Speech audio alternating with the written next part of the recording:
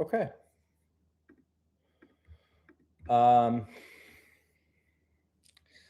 That realtor from yesterday, he accepted my offer, but he asked for all of these like things to add to the contract, most of which we can add to the contract. Like that, remember the Birmingham house?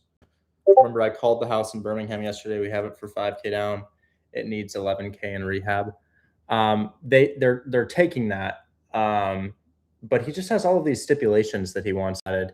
And it's okay. It's okay, but it's like, oh my God, it's gonna take me so long to do the contract. So I'm gonna call him right now and I'm gonna let him know, like, hey, I probably can't do this right now, but we probably still can add these. Where's the tank from? Squid H, it's probably Squid House, but Haus. I got a TikTok ad for it, and now I'm gonna get exponentially more. But I thought it looked good, so I copped it. I thought it was nice and tight. Okay, so let's call this agent. Maybe take an allergy pill. Goddamn. Looking like Luigi. That's what I'm talking about.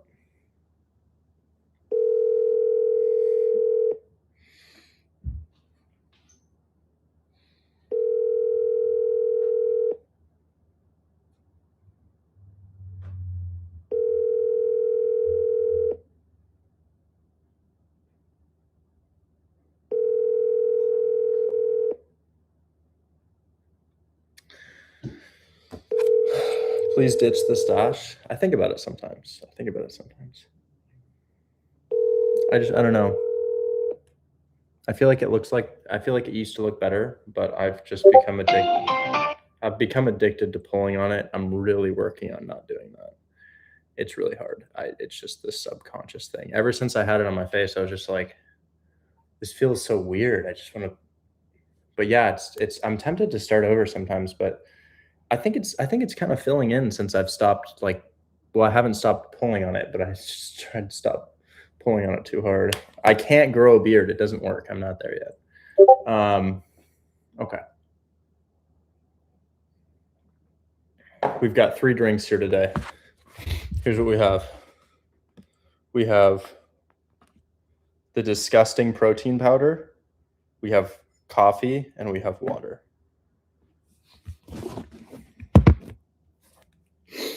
So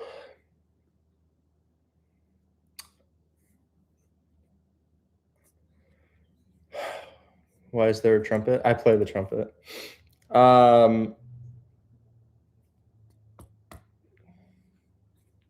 Rich, I have a TAA and escrow with gold key. Faye is trying to reach out to the buyer to sign the TC agreement and fill out the buyer info, but he's having a hard time understanding everything. He is a buyer for TAAs.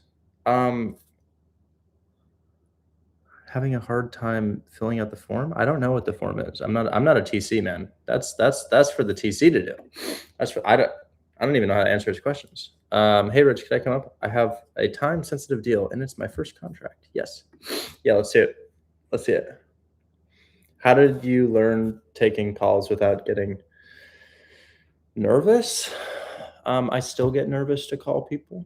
You just kind of get it done, and you realize that the houses are for sale for a reason. They're for sale because they want people to call and ask about them and make offers on them. And I try to make offers that get accepted, and a lot of the time they don't get accepted, but some of the time they do, and some of the time we make money, which is great. It's Chris again. Hi, Chris. Juno, what's going on, man? Hey, Richard. It's cool. It's pretty cool speaking to you for the first time. Yeah. How can I help you today? You say you got a deal? Yeah. So this is in Memphis, Tennessee. Great market. There's these 3 properties that I locked up last Thursday, and I got it at a discount. I guess I wanted to see if you can review this deal. I sent it to your team, but I haven't really heard much updates on it. I guess, do I just send you the address on here, or? Sure. Let's check it out. Okay. Just DM it to me and we'll see. Okay. I have a deal in Mesa at 86 rent for $1,700. Well, that's a high return. I don't know if I've done a cheap deal like that in Mesa, Arizona. I was under the impression that Mesa was much more expensive than that. Mesa AZ median home price. Yeah, 427,000. So do you have a mobile home? I bet you have a mobile home. I bet it's a mobile home.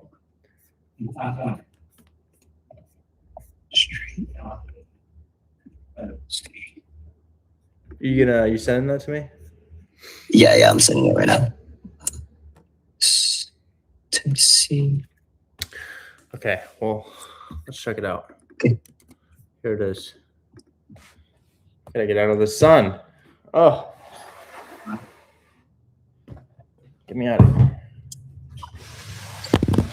Okay, I just sent you three of the properties. They're all on the same lot apparently, side by side. It was listed for 75K. I got it for 53,500 for each one of them.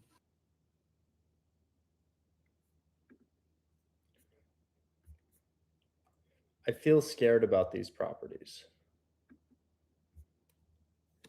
I don't know what it is, but something is off. Yeah, the listing is a little bit weird, so I have to go back and forth with the agent to clarify some of the information. So each one is actually about 900 square foot. It used to be a duplex, but they converted to a single family. Two of the properties, they kind of renovated it a little bit. Like the HVAC is replaced. The roof has been replaced. The water heater is about like 4 to 5 years old. But it's different for each property. I have all the data on my notepad. Interesting. Okay, so we have a package. But they were selling it individually as well. But it could be sold as a package. It's weird because they don't have a border between each of the houses. There's no fences or anything like that. So I'm not sure why they would sell it individually. It looks like you have to sell it as a package.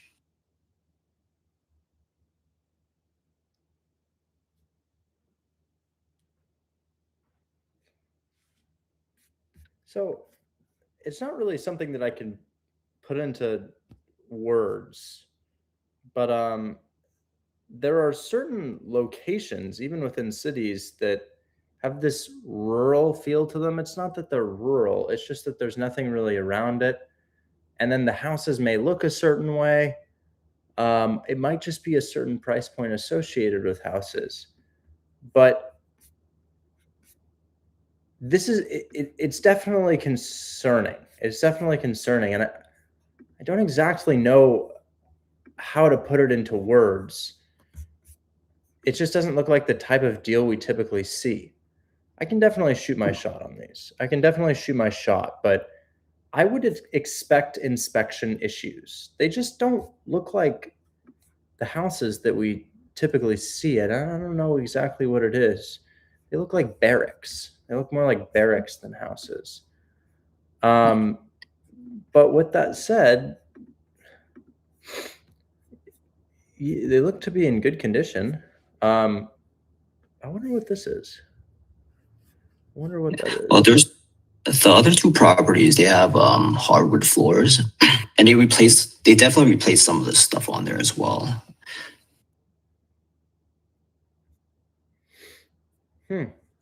Okay, let's learn about the deal. These are three properties on one parcel, correct? That's where it gets confusing. It was, but then until the agent kind of split it up. Okay.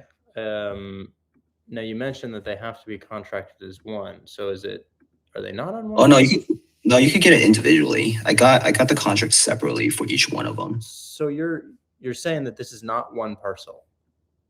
You know what I mean by parcel? Like in one package. No, a parcel is a segment of land, and generally you can see a parcel. So this is one parcel. Do you see these are called parcels? And it shows land, and you can see that there are. Interesting. So that's why the door is covered up on that one. Do you see the door? You've got a door that they covered up on one of them. They just drywalled over it, or maybe they shingled over it or something. But check it out. Look at this. This one's actually a duplex. and they just covered the door and they turned it into a single family, which is interesting. But yeah, this is these actually can't be contracted individually, because if there's a house on a lot, it needs to have its own lot to be bought individually, like this or this or this or this. But you've got a big parcel, and there are 3 single families on the parcel. Right. So okay, the condition is suspect. It's got suspect condition. It's just strange to me. It looks janky. But this is part of it. This is part of it right here. Or the covered up wall, or the crumbs that we're seeing on the floor. I don't know what that is. Like, what could that be? I'm not sure. It looks like furnace material. Anyways, so what do you have these under contract for as a lump sum? Like, if you add all the prices together? I think it was like one. Let me see, 53,500.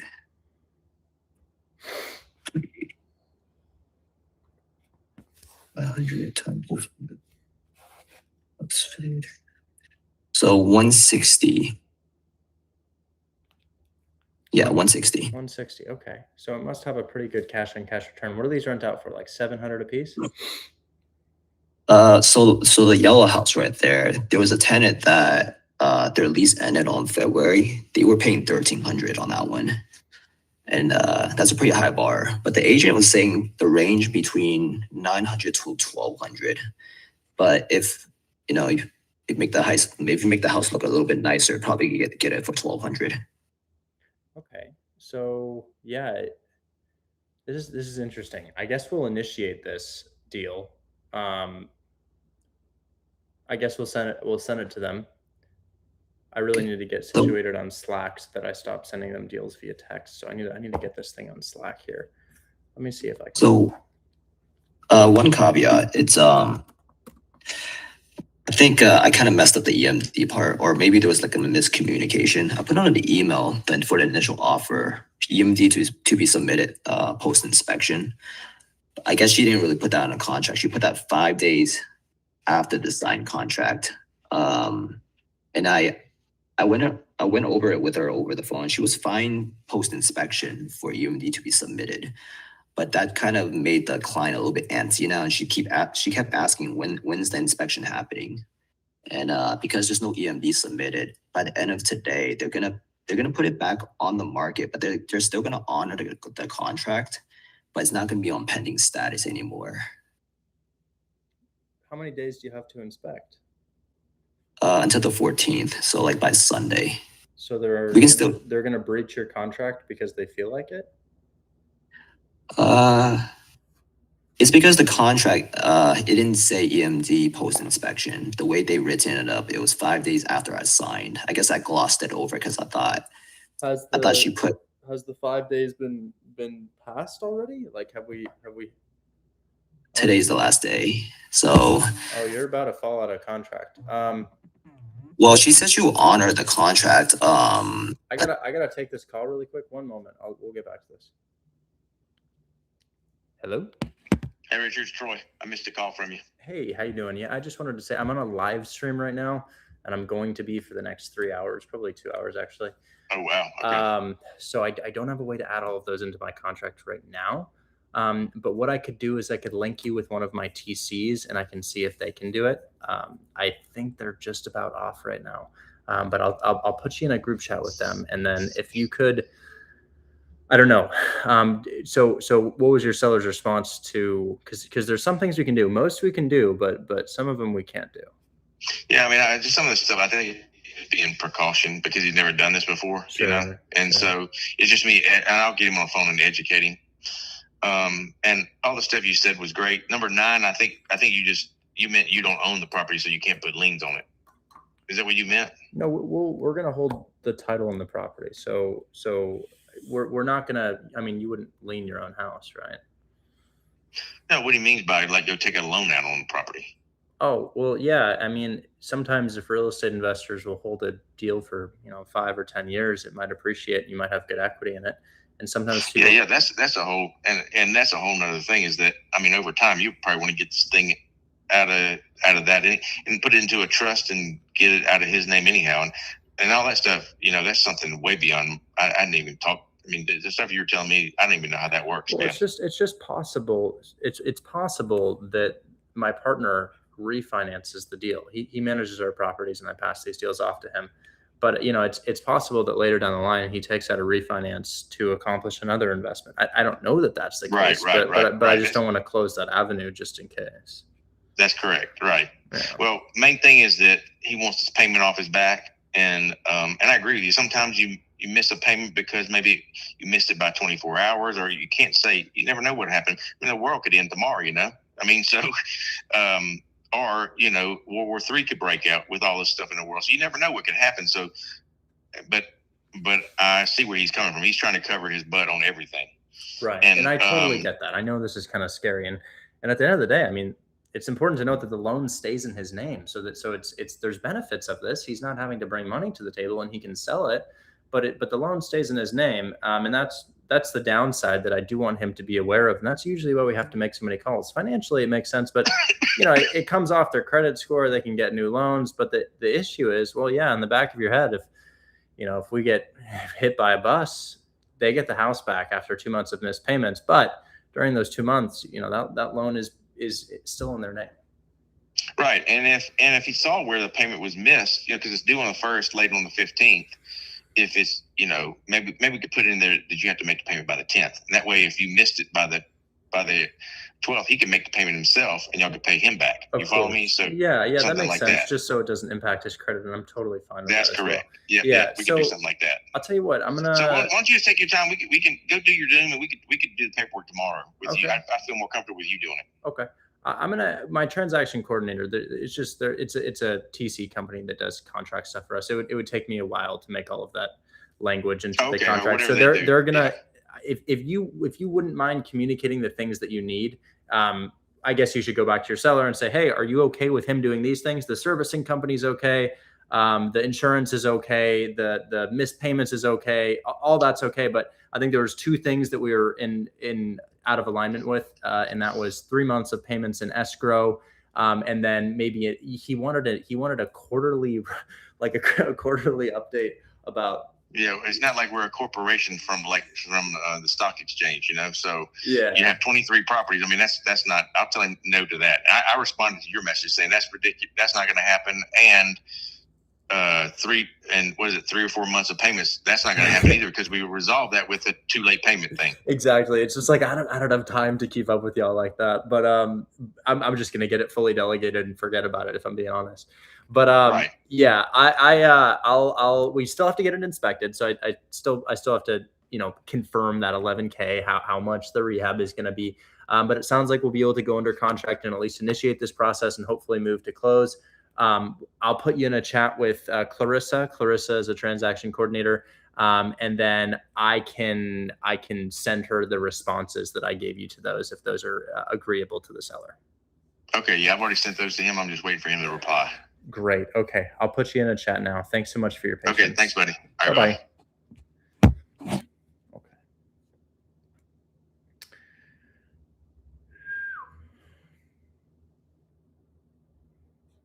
Okay, so Clarissa and Lexi. I kind of alluded to me wholesaling it, passing it off to a partner right there. That was purposeful. The reason I did that is because this house is distressed and you're not really supposed to take over debt on a distressed house. But I think that this makes sense because of the lower rate and the rehab not being very much and the low down payment. So I still think we could squeeze $3K out of it, which would be a really, it's a life-changing amount for the wholesaler. So I think we should shoot our shot. So I'm going to text Clarissa and Lexi, also the agent, and I'm going to, oh shit, Lexi. Damn it. One of my TCs has an Android, but we can't put her in the group chat, unfortunately, because she's overseas. Or no, that's not true. The agent has an Android and she has an iMessage and she's overseas, so we can't text it. But I'm going to say, hey, Lexi, Hey, Lexi. I have an agent here, and he wants to add a few things into our contract for, and let's see if I can find this, Avenue J. Avenue J, Avenue J, there it is.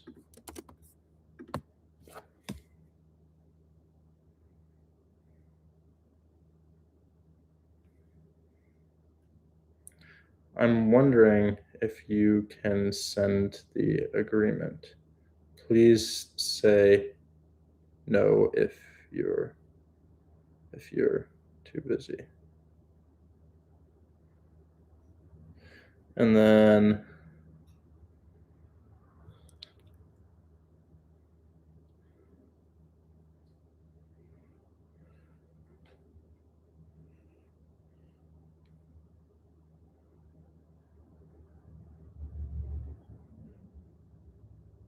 I'll call her. I'll call.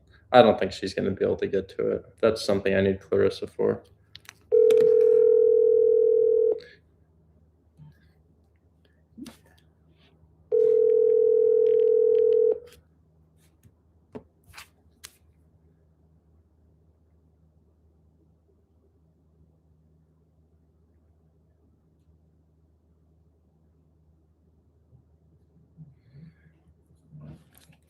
Hey, yeah, sorry. I tried to get it to Clarissa, but the Android situation made it hard. Yeah, no, it's okay. Clarissa's also wrapped up, but Sherwin can get a contract out for you. Can the agent drop in what he needs updated? Mm-hmm. He'll do Okay, that. cool. He'll do that. And I actually have that list as well. So I'm gonna go ahead and he sent me some things and I declined some of them, but I agreed to what I could do. And these are the things that I agreed to right here. And Okay. Cool. yeah, so we just need to add those things. And then there's two more. Here are the two other things. So some of them are like, no, I can't do that. Disregard those. But then it's just a couple basic things. So like he wants us to write in the contract that we will use a loan servicing company. He wants to write into the contract that if payments are missed for 2 months, they get the house back. And that he wants a deed in lieu attached to it. So it's a little hairy. And I just don't have I'm on live right now, so I just can't make that happen. But I wanted to show the agents it's a lot of effort. that we're moving. Wait, I'm curious. Actually, you want me to send that to you? Yeah, if you can drop it to me, because it'll help us just quick make a new one. Okay. Here it is. I'm going to send you the link. Anybody can edit this contract. Sent. Perfect. Okay, thanks so much. We're on it. Absolutely. Thank you. Talk soon. I just need the agent's email too, if I don't have it. Agent's email. I can ask him. What's your email? And his Thanks name. so much. I could have did that, I guess. Okay. Okay. All right. Talk All soon. right. Thanks. See ya. Bye. Bye-bye. Okay. I'm so sorry for the interruption. That agent's been trying to get a hold of me for some time. Yeah, this is hard, man, because if I send it to my buyers and your inspection period ends today, you'd need an extension. However, if this didn't get picked up by anybody, there's probably not a lot of interest in the deal for whatever reason. Yeah, no, that's why I just kind of want to get your thoughts on this. The reason is on these- because it just doesn't look right. It doesn't look clean. Investors are afraid of houses that don't look clean. So you have investors that flip houses and you have investors that rent houses. And I'll share my screen and I'll kind of show you what they might be looking for as a rental property, or I'll actually show you one that passed the inspection that's moving forward today. So this one's moving forward today. And do you see how it looks like a house instead of a shack or a shed or barracks? It's put together. You know, it's not, the roof isn't strangely curved like this. The house doesn't look like you could blow it down. And then as far as the interior, it's similar to yours. But I would also point out that it's on a street instead of a dirt road.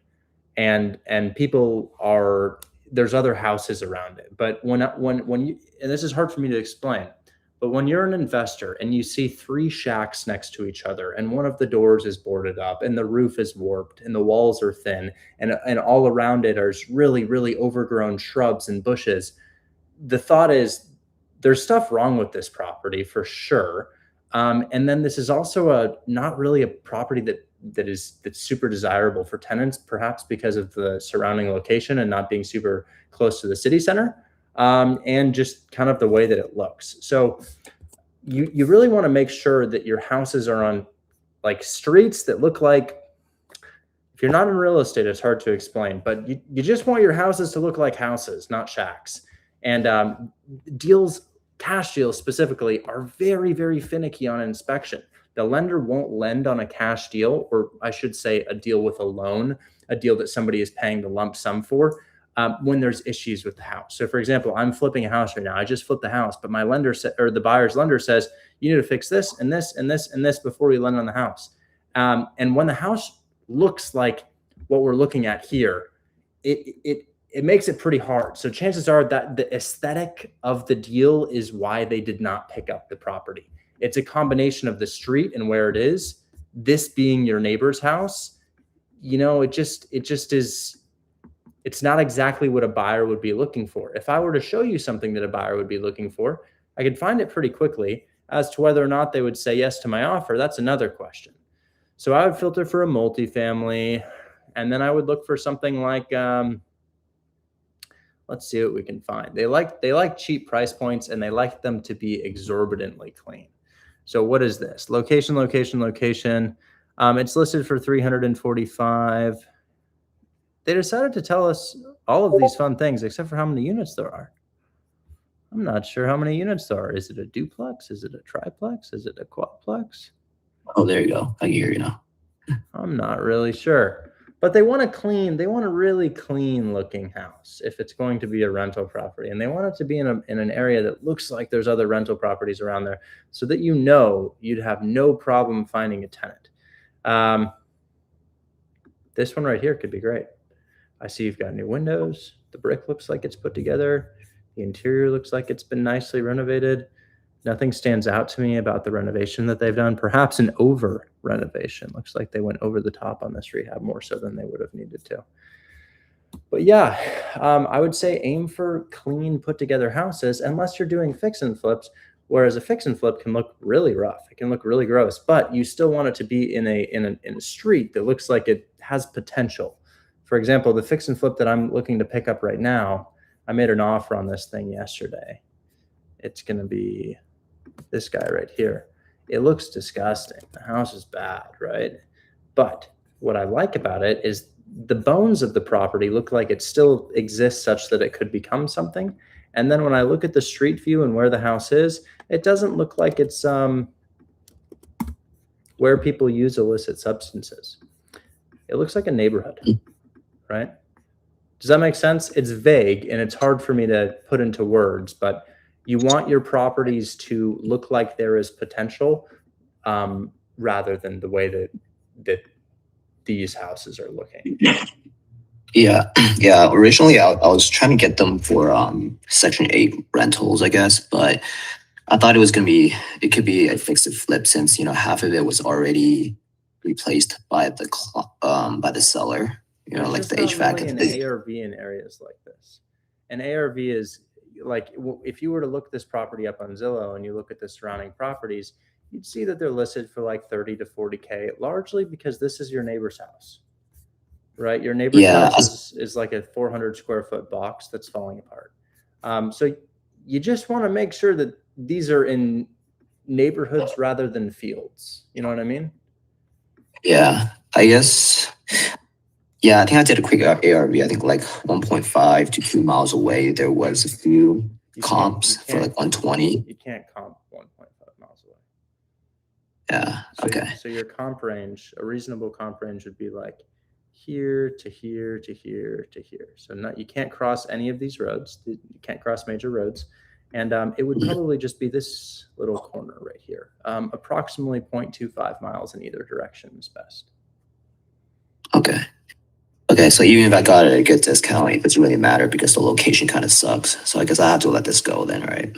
Yeah, if a deal is good, it's going to get picked up. But if the buyers find something that is bothering them about it, whether it's the inspection or just kind of the way that the houses look, it does become relatively hard to sell. In real estate, we have what's called a curbside appeal. And the curbside appeal is the way that people perceive the property from the outside and whether or not they think it's pretty. Okay, so I guess I can just let the agent know today to just let it go then, right? Yeah, I mean, if you'd like, you can get an extension on it. I can't send it to a buyer on the day that it expires because they'll be like, "Hey, why can't I buy on this?" But yeah, That's kind of tricky because I kind of butchered the conversation with the agent about this whole inspection period and getting an extension and everything. I guess I just didn't know the lingo, maybe. And she's a really nice person to talk to, very communicative. I don't know if it's worth, because I keep mentioning my partner because I was trying to buy more time, and she was opening to speaking to my partner. I guess if it's worth your time, maybe you can give a quick call to her. I wouldn't contract these properties, period, based off the way that they look. But you do have somebody in the chat, a group leader named Mora, and he is saying, "Hey, any word on these Memphis deals?" Now, guys, if you want your deals to sell reliably, get creative finance deals. Creative finance deals are much, much, much more likely to sell than a cash deal. The value is there, and I have always seen that they sell very quickly. So Mora was the person. He was the group leader that's actually been helping me a lot through through the beginning to the end, and yeah, he was trying to help me find a buyer as well. So it's been great having him assist. I guess in terms of this as a learning lesson, if we were to present a cash offer and they reject that, you lean towards seller finance or creative right after, right, to see if they would. Yeah, They will bite. that can be a great strategy. I think that the way to get a deal right now is to call 20 buildings that don't cash flow or to go after our very specific criteria for these cash deals. So buildings that don't cash flow, like let's say we go to an area like, I don't know, where's a place that we don't really look for deals? I mean, honestly, New England, like Vermont, can be pretty good. Title companies can be a little bit hard. This is rural as hell. Like a Vermont location, and then zooming into one of the cities here, and then looking for a nice little multifamily, and then ideally finding one that's just been sitting for a while. But you know what's kind of another good location? Davenport, Iowa. Davenport, Iowa. Nobody wants the houses in Davenport, Iowa. They just sit and sit and sit and sit and sit, and they don't really appreciate particularly well. But here we go. Well, this is going to cash flow based on its price point. I like to set in a price point that doesn't cash flow, usually 400,000 and above. And we've got a couple buildings right here.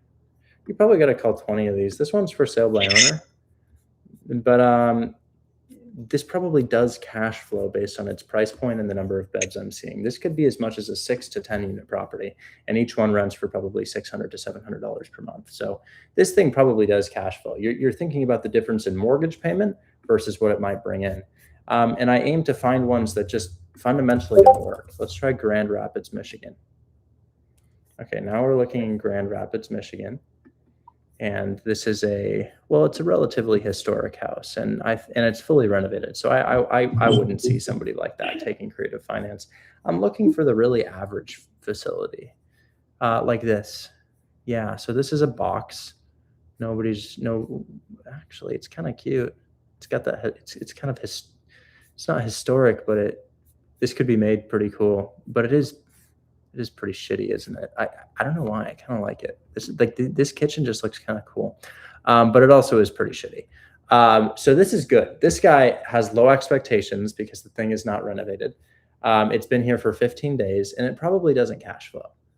Oh my God! Wait, seller is offering 4 separate buildings. Okay, 4 separate buildings. I thought it said 20 units here, and I was like, no way. Okay, so this is a quadplex. And it's a quadplex listed for 650. But the thing about this is, at 650,000, your investor is paying about 3,500 a month. But they also have taxes and insurance, and those taxes and insurance get you up to 590, 216.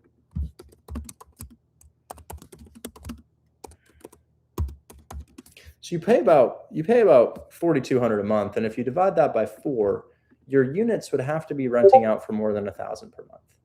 I don't think they do. So I think that this is a facility that can't be acquired by a retail buyer. I think this is a building that doesn't cash flow, meaning the mortgage payment exceeds the rent. And I also think that it's a poor use of $145,000 with closing costs, or $140K with closing costs. 145 actually, because 135 is your down payment. So it just doesn't make sense to buy this as a buyer. So I call somebody like this and I kind of walk them through it. I say, hey, what are you renting out for? And they probably would say, we're not fully occupied, but we used to get $1,000 to $1,200 per unit. Probably about $4,000 to $4,200 would be our monthly payment here. Now this is interesting. I can actually see that they have a blanket loan across all of the properties. So this is very interesting. It looks like these properties were purchased as a package, and they might be able to be sold as a package. So the strategy on this might be, I'll take over your debt and I'll make you payments for the remaining amount. It looks like they might have only $500K in equity or so, because if each of these are 652 and there's 5 of them, 650 times 5, that's 3.2 million. Actually, they do have some equity in it. They owe. Wait. Yeah, that is 3.2 million. Yeah, so they've got some equity. So the way that I do this is I'd offer to take over this debt and then make them payments for the remaining amount. And I would position myself such that, how do I get a loan on this, given that I'm not cash flowing? Because you can't really get a loan if you're not cash flowing. But this is actually another one that they have for sale. Wow, is this the same building? I'm confused. Not really. Well, wait a second. They look very similar. I can also see that they need new roofs. So yeah, even more reason to sell or finance. That's crazy. I was looking at this tile today and now they're advertising it to me. Okay. Anyways, I think that mastering seller finance and taking over debt is one of the best things that you could possibly do. I think cash deals need to be gotten at an exorbitant discount if you are going to wholesale them, or they need to be exactly bullseye what the buyer is looking for. Most of the cash deals that we get do not sell. So what is the criteria for a good discount for a cash offer? And then for creative, what is a good number that we're looking for our seller finance, right? Because like I was using a calculator from one of the group leaders. I think he was saying like 20% cash on cash if it's not. You said that for occupied properties, and then non-occupied is 30%. Is that still the standard for a good offer for seller finance or creative? I'm sorry. Are you asking about the cash on cash return for creative finance or cash deals? For creative. And then my other question is like, what is a good discount for offer to? Yeah, so it varies price point to price point, but what I have found to be true is that the fix and flips in the 300 to 500 range need a huge discount, like 100,000 below list if it's on market, which is really, really, really hard for people to get. Possible, and we've seen it before, but unlikely. Whereas very turnkey multifamilies with a discount at about 70% below $200,000. Those can be good, but it's important to note that a lot of these do get canceled. So like maybe we can ask Marquise here, because he's really going through it right now. I mean, he's probably canceled a lot, but I think he has 2 yeses right now. His deal on Strathmore is going through. Marquise, what do you have in closing? You have Strathmore, and that's for $5,000. Do you have anything else right now? I know you have Northlawn, but we haven't fully decided if that's closing. What else do you have? Those are the only 2 I have for right now, but I'm working on a couple more in that area. Trying to do some mortgage takeover and some creative deals, kind of get those out. But I'm just doing cash for right now because it's just like kind of the easiest for me at the moment. Yeah. So Marquise is locking up multifamilies at about a 20 to 30% discount, and you just have to keep watching until you learn exactly what that type of deal looks like. I can show you right now. In fact, we just did, but this thing is a fix and flip because of its condition. But this right here is really good. So this is Marquise's deal that's in closing right now, $5,000 for this. And it would have been more, but the cash on cash is not particularly high, and his discount isn't very big. Marquise, what did you get this thing under contract for? 130. 130,000. Okay, so that's approximately the discount that we're looking for. And I wonder what $130,000 is as a discount. Like, what is that? Like 20%, 30% maybe? Not exactly sure. Hold on. 130 divided by 160. It's about 19% off of list, and it's not a huge discount. It's an okay discount, I would say. It's a fine discount. It's not a bad discount, but this ended up being what we were looking for because it passed the inspection. It just looks really clean, nice roof, nice brick, nice windows, nice interior, fully occupied, and that was a big part of it. Now, Marquise has another one right now, and if you want to see one more, this is North Lawn Street. Oh, no, it's not.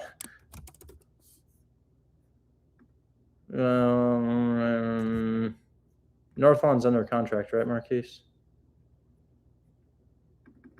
Yes. Okay, this is North Lawn Street, and this. When Marquise showed me this yesterday, my eyes got wide. I got really excited. It's hard for me to explain exactly what it is. You just need repetition until it seeps into your mind. So this is it's ambiguous. It could be multiple things. So check this out. This I like. Why do I like it? Well, I guess we can start with the street view. Is this surrounded by fields or abandoned houses? Well, I'm not sure. Let's check it out. So these are decent looking houses. Is this a super nice area? No, it's not a super nice area, but people live here. I could see this is an active area. I'd say this is on the lower side. This doesn't look great. This doesn't look great. You know, these patches that are open right here. It's just kind of like, it's kind of in a weird spot. With that said, people live here. I can see that this is an area that people are living in. The second thing that I'm thinking about this property is nice brick, man. Really nice brick. That just looks like it's really well put together. Roof, unclear. I see some shingles that are kind of like sticking up right here. Maybe that's a new roof that they just slapped on. This roof, nice. That roof right there, nice. Like that roof a lot. Let's keep looking. You've got hardwood throughout the house. That looks nice. I like that. You've got nice countertops, nice floors. So yeah, it just doesn't, I don't see a lot that stands out to me. A couple things like this right here is like, okay, I don't know if that's supposed to look like that, or that window. I don't know. A couple things here and there, but you can see how meticulous an inspection is for a rental property. It's so meticulous. You know where that doesn't really exist? Creative finance. You know what else? You could go anywhere. Creative finance could literally be anywhere. You can get a deal in California. You can get a deal in Connecticut. You can get a deal in Texas. You can get a deal in Florida. So yeah, you know, I would say that my experience with cash deals has been, it has to hit the bullseye. It has to hit the bullseye on the type of property. It has to hit the bullseye on the inspection and the cash on cash return. Unless it's a fix and flip, then it's literally just about the discount that you get. How steep did you get it below list, and what is the after repair value? So the way that you learn, rather than a set of criteria, is by continuously watching this live stream. People come up and they're going to show me deals like how you showed me the deal. I'll share my screen and I'll be like, I just feel kind of off about this. Whether it's your interest rate, your down payment, your cash on cash return, and people are going to continue to show me deals throughout this live stream, and I'll give them feedback on them. And hopefully you can learn what we're looking for. Okay, I appreciate it, Richard. That was a learning lesson for me. I probably will have to let these go though. So. Yeah, they just look a little bit off to me, but keep going, keep looking. I had to cancel a lot of contracts before I learned what my buyers were looking for, and it's also important to note that my buyers are not definitively the buyers, right? There are all different types of buyers, and there's a lot of buyers that make crazy ass decisions. Like, I've sold a lot of deals that I would have never touched myself. The way that you can access more buyers is by posting your deals on here. You know, on all of my social media platforms and our marketing, we're just talking about this, and buyers come on here and they scroll. and they make offers. And this is not something that I take a portion of. This is something that you keep. So, and you can see your deal is actually on the second page right here. It's on the second page of this, but just it hasn't really been picked up. So what I would say is post your deal on the marketplace, post your deal on Facebook. Y'all want to find buyers and wholesalers and network? Post that shit on Facebook. Facebook is great. The Facebook groups are so powerful for finding buyers. And then also send it to my team. Explore as many disposition processes as you possibly can with your deal. Actually, I do got a follow-up question. So the whole dispo thing, I guess your videos don't really touch upon that. I guess once, let's say we do find a buyer on a Facebook or somebody picks it up on the marketplace, how does the whole dispo process work? Do we have to get gold TC or anybody's? So let's say you find a buyer on Facebook and they're like, yo, I'm buying that deal. That makes sense to me. Go to Gold Key TC and submit the contract. Sign up for an account on Gold Key TC. You can talk to a team member on here and submit the contract, and they'll just sell the deal for you. Or I don't mean sell the deal for you. They'll close the deal for you, do all the title work for you, work with the title company, make sure that you get paid out in a timely manner. The reason that we don't touch on dispo is because my business model is dispo. You know, my business model is to collect your guys' deals and then sell them for a profit, and we do pretty well at that. But you should always examine as many dispositions avenues as you possibly can. And actually, as a result of the decline that we're seeing in the group, we're coming out with a new offering. We're going to come out with like a hold my hand wholesale inner circle, which teaches scaling without me. It teaches selling the deals beyond just sending them to me, just posting to Buy Box Cartel, how we built our buyers list.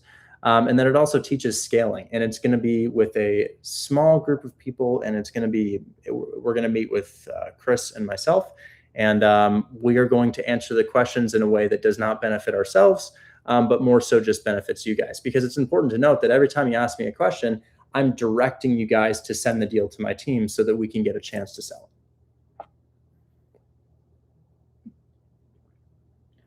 Gotcha. Okay, thanks I appreciate your time, Richard. Thank you so much. Absolutely. Guys, I'll let you know when that comes out. That's not right now. It's just, we don't know what else to do. So Hold My Hand Wholesale has never had the amount of closings we have now. Specifically cash deals. We've never sold this many cash deals before. We've sold this many creative before, even more creative, but connections that we have like Joseph or the community in Norway that we sell to, or just various buyers that we've linked up with have been buying these cash deals just left and right. And despite that, we see a gradual decline in Hold My Hand Wholesale. So to fight the attrition, we're going to come out with some new products. Anyways, we'll let you guys know when that comes out. But Juno, I got to move on to some other questions, okay? Okay, for sure. Thanks, Richard. Absolutely. I would like you to explain how to keep track of the calls you make and what spreadsheets to use. I use a very rudimentary spreadsheet. Very rudimentary spreadsheet. Yellow means they're interested. Green means they've accepted. And you can kind of see my close right here. It's important to note that some of these fall through. But these are deals that I'm working on. These are deals that this is a very rudimentary tracking system. I try to keep your guys' expenses as low as possible and Hold My Hand Wholesale. And I just put them in here. Now, the other way that I track them is I add these guys to my phone number as the address-agent. So whenever I get a call, the address is calling me, not the person. So you can see here, well, let me just go into my contacts and I just look up agent.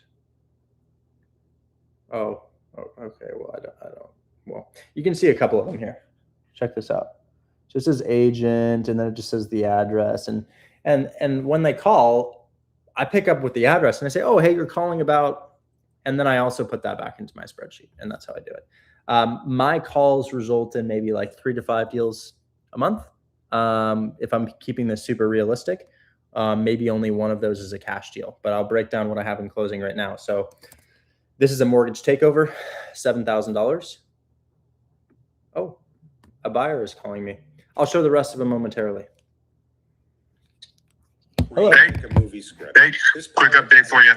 You got career, and we are alleging that since 2009 Hold on. has been flying for years. Something's happening to my phone. I don't know. It's okay. Just a moment. There's some weird audio playing on my phone. Let me close all these tabs. You're good. Oh, I don't know what that was. It sounded like the radio was playing through TikTok. Yeah, it sounded like some old man was talking to you in the back end. It's weird. I'm literally live on TikTok right now, and then that voice just appeared as you called me. I don't know what the hell happened. That's funny. Just want to update Strathmore. Wire goes out tomorrow. They submitted the request today, but it's a small bank. This is the family I told you has a lot of money. It's stupid, and it's coming from a small financial institution. So the wire for Strathmore goes tomorrow. So that's good to go. Currently working on Maryland with the buyer, Dinko, for that one. So Dinko, yeah, my guy. I guess while we have you on, oh, sorry, I don't know what's going on with my tech today. But as we have you on the phone, Glenfield inspection, wholesalers asking me, chances are we'll get the inspection back later on that, probably not today. Glenfield, that was the walk through the property manager. Next is to hire inspection, but everything came back good on that property. So we will move forward to putting earnest money in on that property for one of our clients. And then we can schedule an inspection, or an inspector go through and inspect it. And then probably from there, we'll schedule an appraisal. But everything came back good. The problem with that property was the tenant was very dirty. From what the realtor said was that they are not late on payments. So we will need proof of rent rolls for that, since there's a cash tenant in that property. Wow. Because people lie, as you know. But if the tenant were to get removed and put in Section 8, my property manager said it's going to cost us about $6,000 in cleanup and repairs is what he guessed. But other than that, nothing more major than the Glenfield one. So. Wow, this is great. So many of these are, when I send you a 65K house, I have about a 30% chance in my mind that it's okay. So this is great. And then it's also great because I think the fee on that is $5 or $6K or something like that. And the student will keep $3,000 of that. And he's in Egypt, Yusuf. And as I've told you, a doctor makes $3,000 a year in Egypt. And he's just getting these multiple times per month. That's Yusuf is amazing. Yusuf finds all the good deals, it seems like. Yusuf has no emotions. That's why he's so good. Yusuf is from an environment that is so much more challenging than our own, that the idea of canceling a contract or an inspection is coming back bad is just like, I could care less. That's his mindset, and it's great. So we just need rent rolls, since there is somebody living in that property, to confirm that it's on time and he's not in arrears or anything. But so far it looks good to take over and let the guy sit, as long as he's a good tenant. From my knowledge, he's just a dirty tenant. Like, it's messy, but it's not destructive messy, which is good. Okay. So no problem there. Cash flow still checks out. So that one will be good. And then I don't know the other property, the duplex for the 141.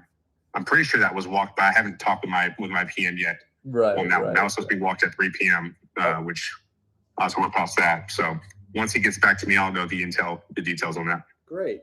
And then, okay, next we have Memphis. We have those Memphis deals. I don't have a lot of faith in that. What do you think? I am at a coin toss. We literally text our clients, say, hey, is this good enough where you want to send EMD on it or no? And these guys are just, the better word I could say is they're kind of bullies at this moment without their moving. If they're going to send the EMD, they're basically like, hey, the guy wants to give us the information, we can give it to it and we'll move forward and buy it. If he wants to force us to put up money to get the information, then we'll pass. It's kind of like that. The 3 other buyers that I sent it to, they didn't like the location. They didn't like the neighborhood. They didn't like the zip code.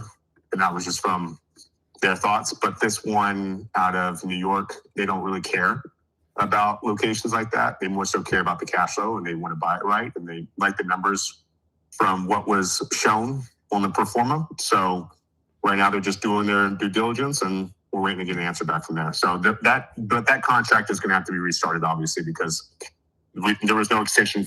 There was no extension, signed.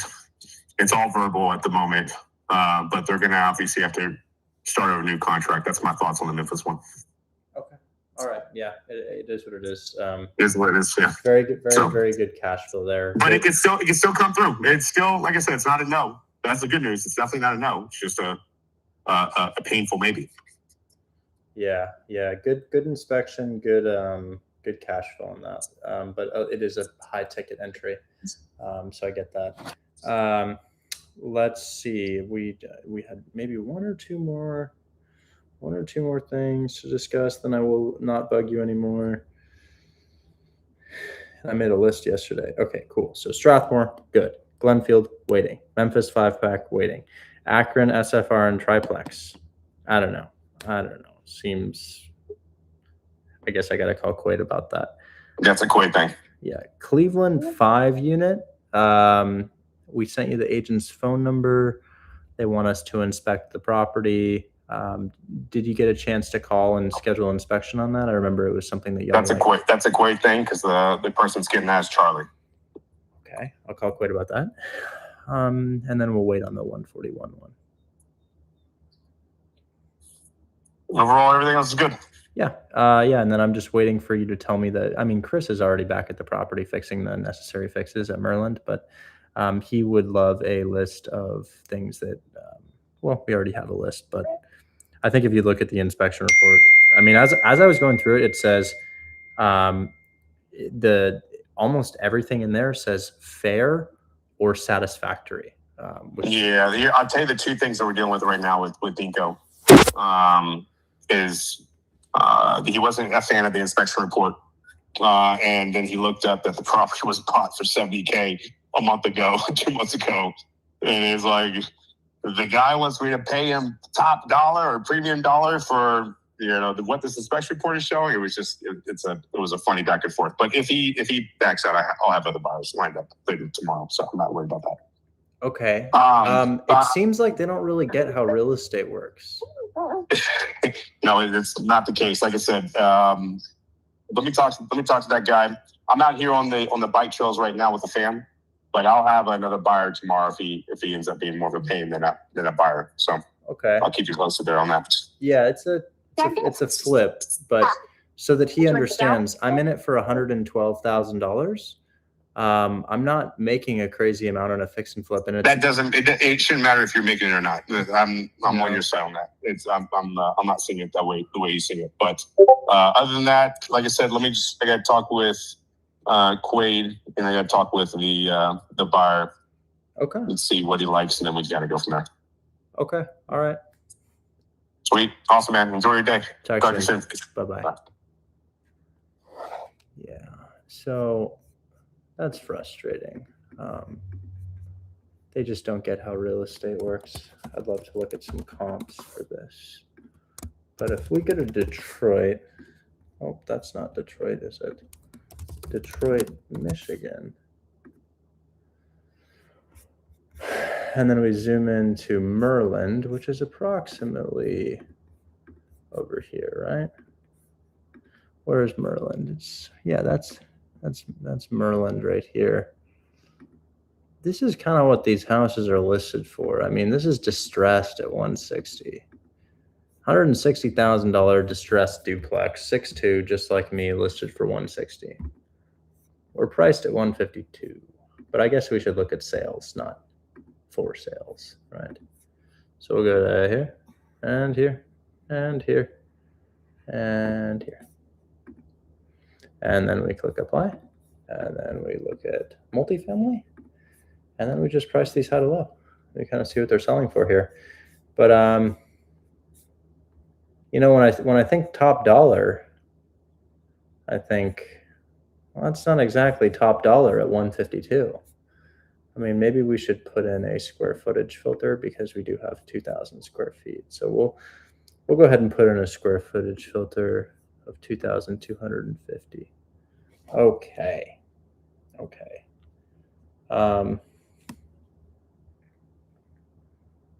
I'd send this to your client.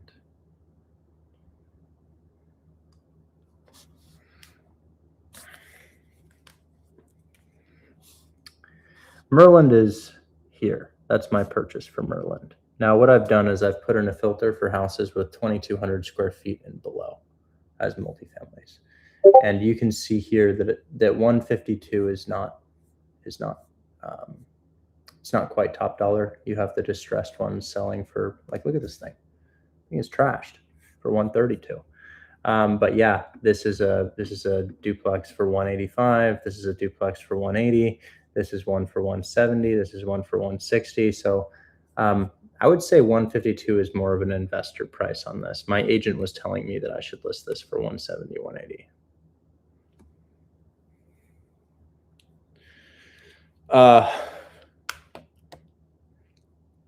That's frustrating. It makes me want to just post it on my story and sell it to somebody else.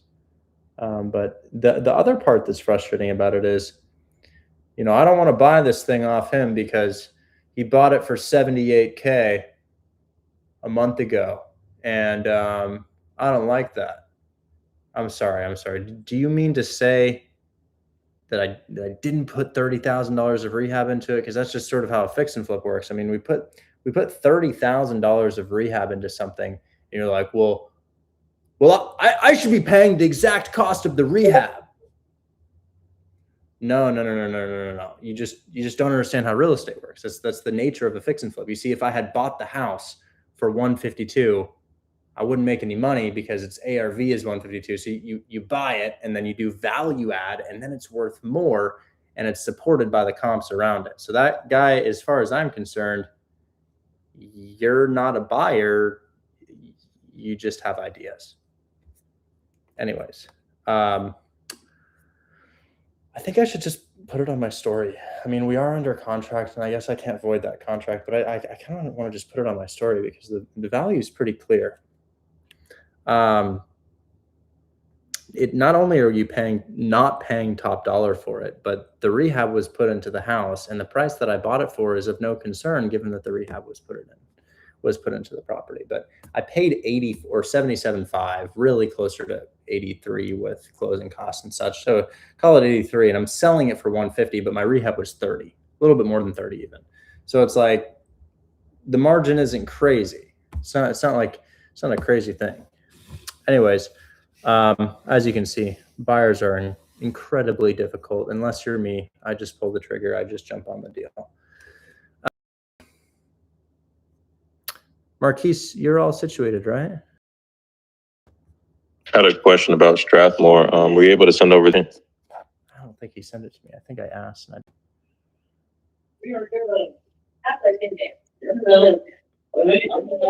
Yeah, I asked. I never got it. Okay. She was just kind of a little antsy about it because she's just trying to figure out what needs to be done. So that way, because I think they had said something about when the inspection report came back, it was a couple of things they wanted to get the credit, but she wanted to see what needed to be done on the report. So, okay. Yeah, that's all it was really. I have to.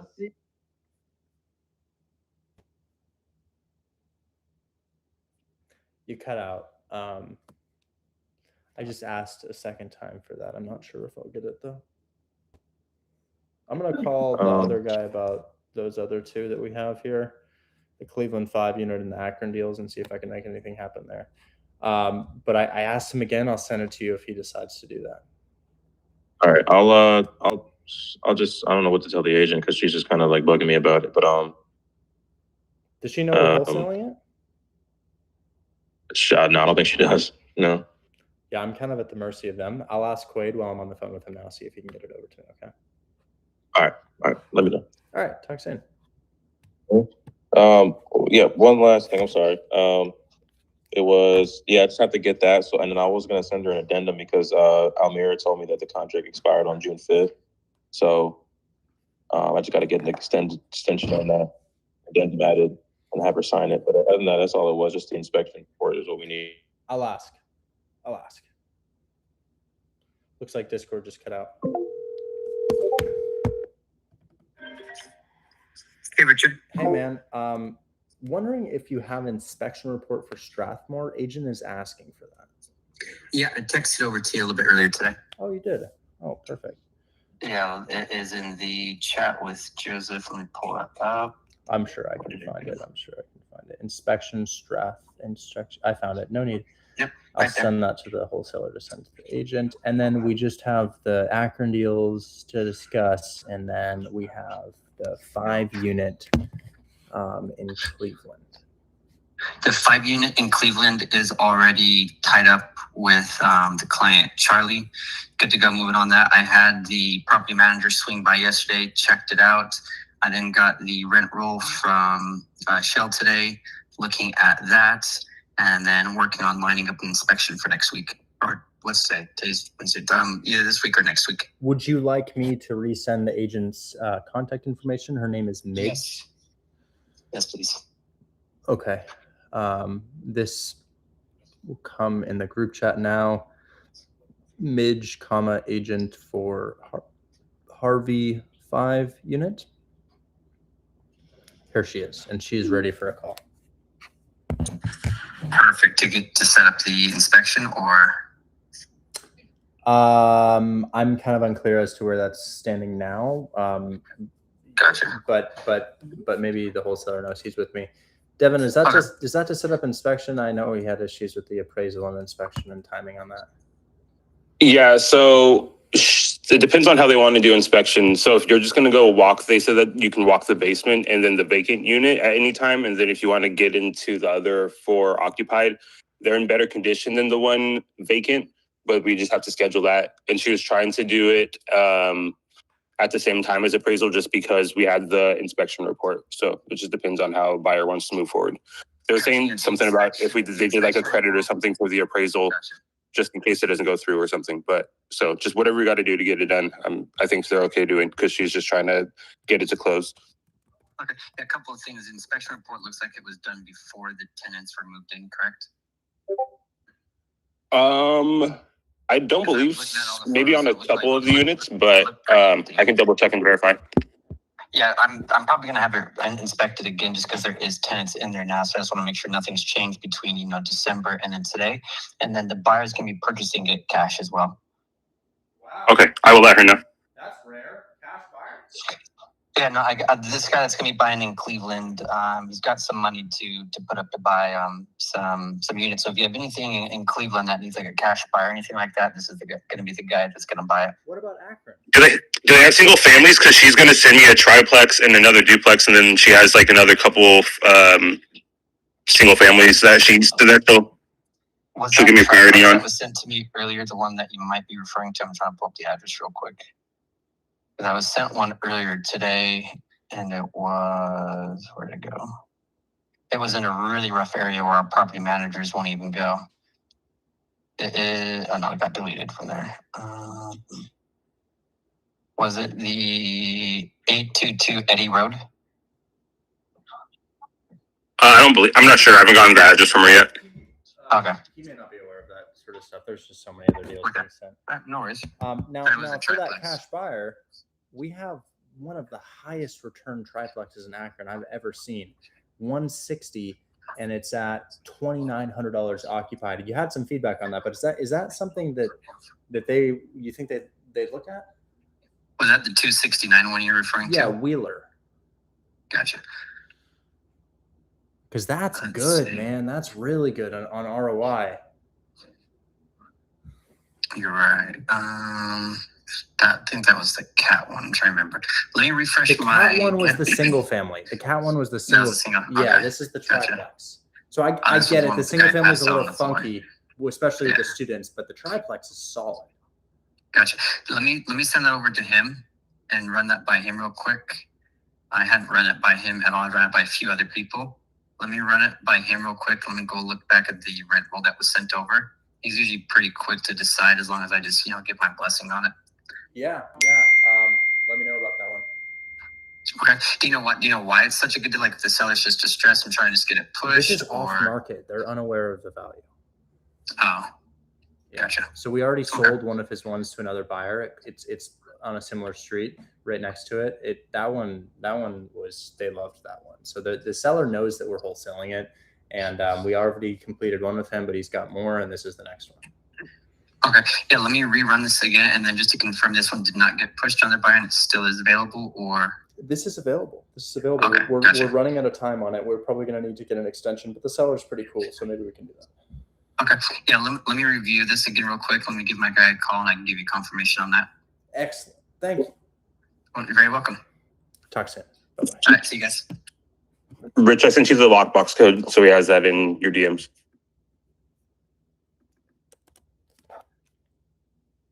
Lockbox for Cleveland 5 unit. Sent. Done. Okay.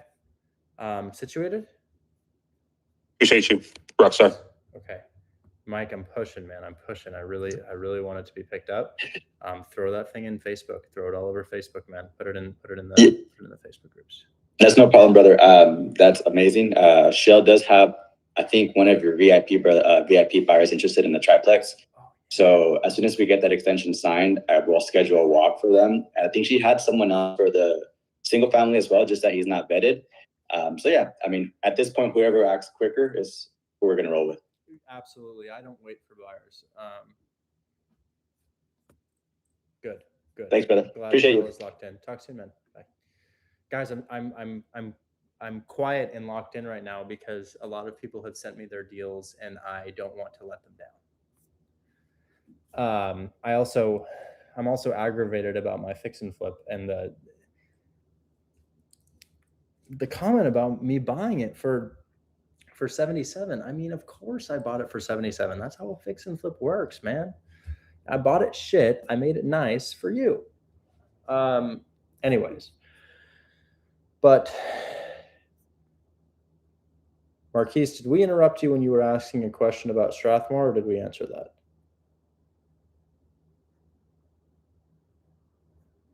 Y'all get on Strathmore, Marquise? I think we are. We sent you the inspection. You got the inspection, right? Did I send you that? Let me just check. Yep, you have that. I think you're probably away from your computer right now. Yusuf, it's probably time for bed, but good news on your deal, isn't it? Good news on your deal, man. Yes. You know, I didn't want to say anything to you, but every time I see a 65K house, I'm like, 65K kind of sucks, man. But you Yeah, got I a good understand. one, which is really good. Sounds good. But I didn't understand what he says typically, because he said he will submit the EMD, but he will still do an inspection. He means he will do like an inspection or the appraisal. Oh, Okay. I guess he was happy because you raised him. Yeah. Okay, so the way that we've been doing it recently, because so many of these come back with shit inspections, is we walk it first, then we inspect it. And what I mean by that is we send somebody to walk through the house because the inspection costs $300, $400, and $300, $400 is kind of a lot of money if you're doing this many deals. So we check it to see if it's worth inspecting, and if it's worth inspecting, the inspector goes. Gotcha. But like after the first inspection, they will submit the EMD or not yet? I'm pretty sure on the call he said something about submitting EMD, but that could have been a different one. I think they want to move to inspect and then submit EMD, but if you remember it differently, it probably is that way. I just get a lot of deals in my head. Gotcha. Okay, understand. And they will just schedule it with their assistant, because I was talking to Mira today and it looks like their assistant was not even aware of the deal. Maybe because we already approached it with Joseph directly. I guess that's why. So I'm thinking right now they will just come back with another inspection date, and that they will submit the EMD before or after that. That's my question. Let's ask.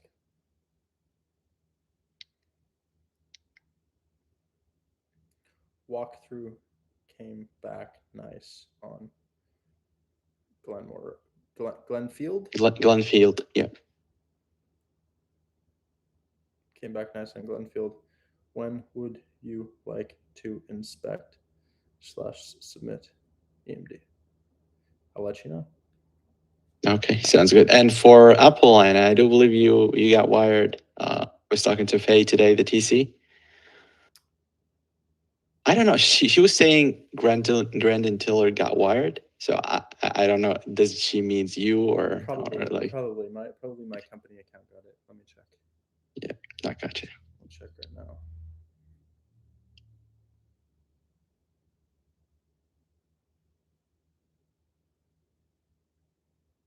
You wanted the address? It's loading. Bank is not opening. I don't know why.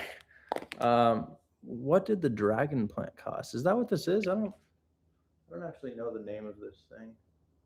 I think this was probably around 500 or so. I don't really remember though. I bought it. We're temporarily unable to connect to Chase. How about you fucking work though? What if, hypothetically, please just work? Oh, oh.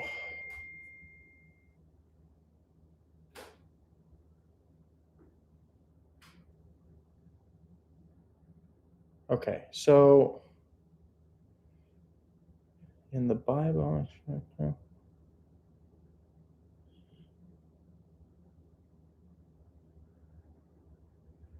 no wire here. Real-time payment, no. Hold my wholesale bank account. I'll have to look into that, man. Gotcha. No worries. I have like 8 bank accounts, so I don't know. Oh my god. Yeah, I've got a lot of bank accounts, but I don't see it in the I don't see it in the buy box cartel account. How much is it for? 3,000, 4,000? For that, 4,000 was the whole assignment fee. So I guess my split is 2,400. Yeah, I'm not. But yeah, let's discuss that later. I don't want to waste your time here. Yeah, I'm just not seeing it right now, but it probably will pop up a little. Oh, it'll probably just pop up a little bit later, maybe tomorrow. Okay. Yeah, I just don't see it right now. Okay, gotcha. Anyways, yeah, I'll let you know about Glenfield. Okay, sounds good. All right, so guys, I'm gonna make a call. I'm gonna see if I can get something done. Marquise, you're all good though?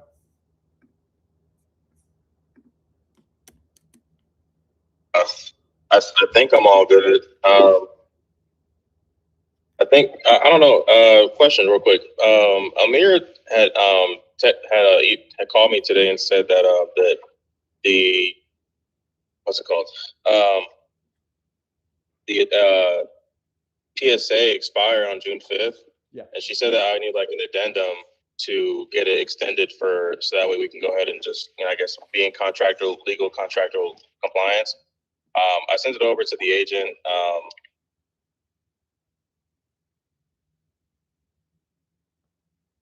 So I don't really know. I mean, she kind of sounds confused. I might have worded it weirdly, but well, I would just say, hey, we need an addendum for title because this is technically expired.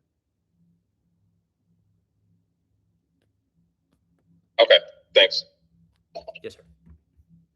I'll let you know about the 141K one you had accepted for a $10,000. Well, we walked today, not accepted for a 10K fee. Now, I'm looking at this one. I walked it. So this is I mean, I hold flipping with the same regard that I do creative finance. I may not love wholesaling cash deals. It works. We do it. We're happy to, but you're going to cancel a lot of contracts. Know that. But what I do really like is flipping. I've really liked flipping for some time now. I just acquired a single family to flip, and we're getting started on that. But I'm looking at another one right here, and it's going to be Trinity Street. I'll share my screen on it. I talked about why I liked this already, so you guys should probably already be in the know about this one. But its ARV is upwards of 200. I put it at 170. Just because, as you can see, I just get shit on and shit on and shit on. What do I mean by that?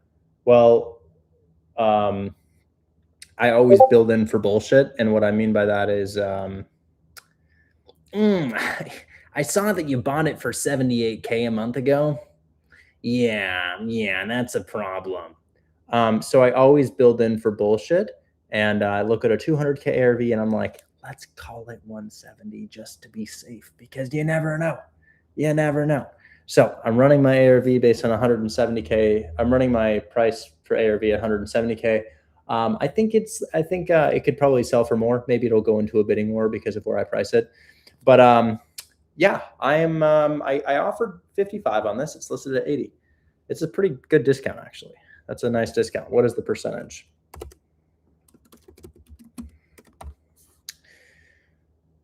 $31.25% discount.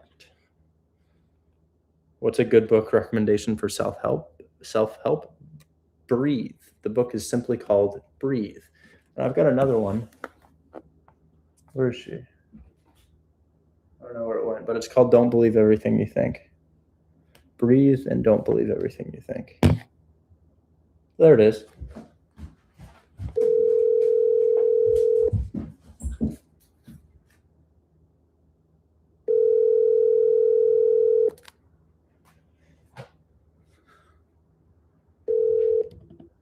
Hey, Richard. Hey, how are you? Good. Yeah, I was about to get back with you. So, on Trinity, you're calling about? Yes, sir.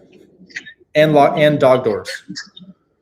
Yeah. So Derek did put an order in for those dog doors to come off. Cool. He put that in last night. So Great. that's in, and then Trinity, the seller is he's countering at 75. I come up to 60. Hello. I could come up to 60. 60. Yeah, I come up to 60. Pretty firm on their prices, huh? Is this the same seller with Tracy? Yes. Well, we were 20K below list on Tracy. Hopefully we can be 20K below list on this.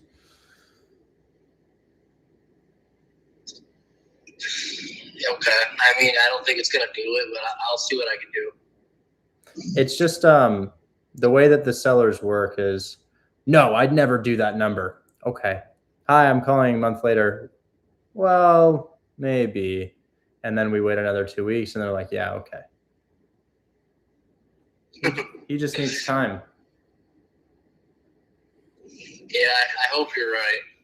The money's in the follow-up. I don't expect to get it on month one, but we'll see. Let me know what he says to 60. All right. Yep. I'll let you know. Perfect. Talk soon. Bye-bye. Thanks. Bye. Guys, I review deals for people on my Discord. I don't have time to do it for TikTok. I've got a big line here of people I got to help. So we'll just let this guy. We'll just let this guy cook a little bit, and then we'll see what he counters me at. I think my max is 65. I don't want to pay over 65. Next is probably Chris. Hello, Chris. Hello, sir. Hi. Were we gonna? I didn't. Did I tell you I'd bring you up today? You're the guy who I was gonna bring? Yeah. Cool. So let's see what I got them to sign the disclosure agreement, the wholesaling agreement. They signed that shit? Yeah. I don't even want to send this to one buyer because this is going to go in a bidding war and it's going to be crazy. But this is heat. This is heat. This is fire. Maybe Harry would buy it. I know Harry is sometimes interested in them, but yeah, you've got a duplex. It looks good. What's owed on the mortgage? It's a seller finance. Oh, okay, got it. No mortgage. Clear, I guess. Purchase price is 175. Down payment 10%. Monthly payments is 850. We rent out for 2100. It's occupied triplex. It's occupied at 2100, right? Yeah. Wow, this is good. So submit this to my team because your deal is the type of deal I'd like to have go into a bidding war. This is the type of deal that multiple. I already did though. Good. Then I will tell Shell about this now. So let me give her a call really quick and say, hey, let's check this out because this thing's good. I think it's going to need a little bit of rehab, but it doesn't look tremendously bad. And creative finance is loose with that. So good job. Good job following my instruction because this is exactly what you need to be going after right now. I mean, what an amazing deal you have here. I really like what I'm seeing. You said you live in, Nigeria? Is that what you said? Yeah. Yeah, Because Nigeria. it's just great, man. It's just great. And you got it in Cleveland, Ohio, and they signed the wholesale disclosure. Man, that's the shit. Yes. That's everything that we're looking for. Anybody off the, I mean, yeah, we could put it in front of them, but top of my head, I just don't really want to deal with their bullshit this time. I might want to just deal with a more consistent buyer for us. So yeah, I'm gonna call Shell and I'll be like, Shell, let's cold call for this.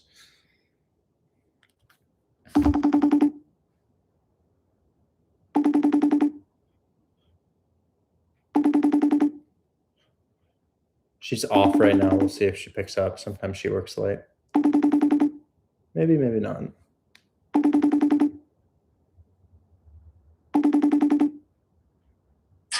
Hey, Rich. Hey, Shell. Sorry to bother. Is now an okay time?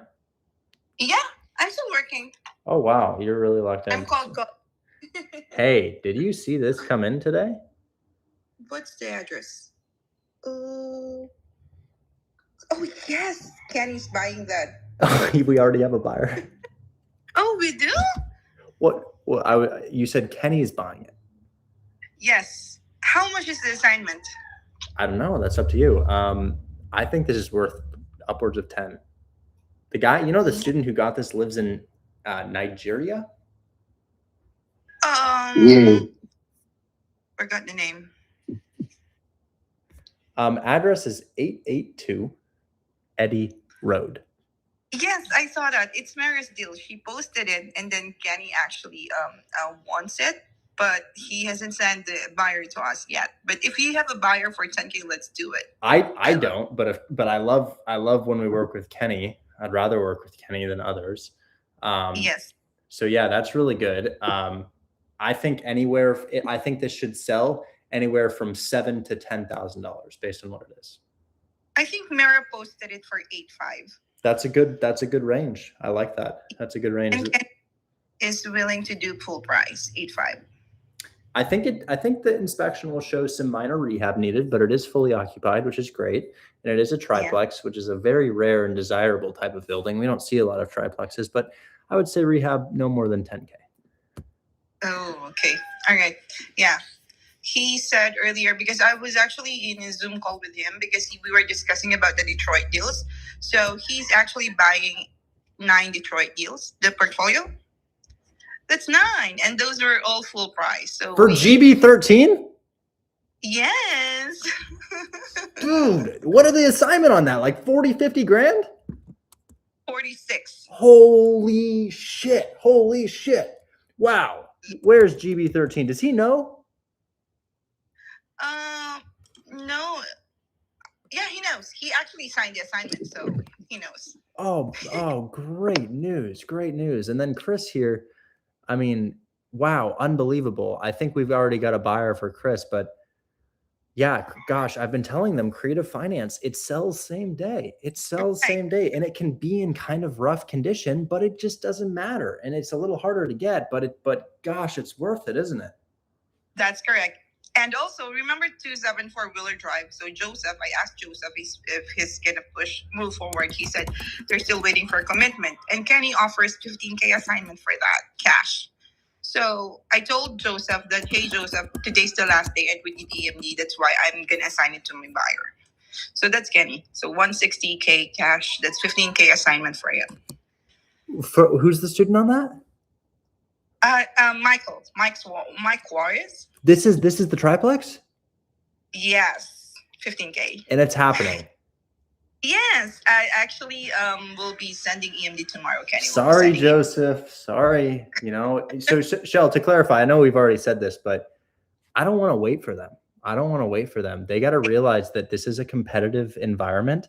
And if it's too slow, it's too slow. Right. And remember, another thing, that 5plex in Cleveland.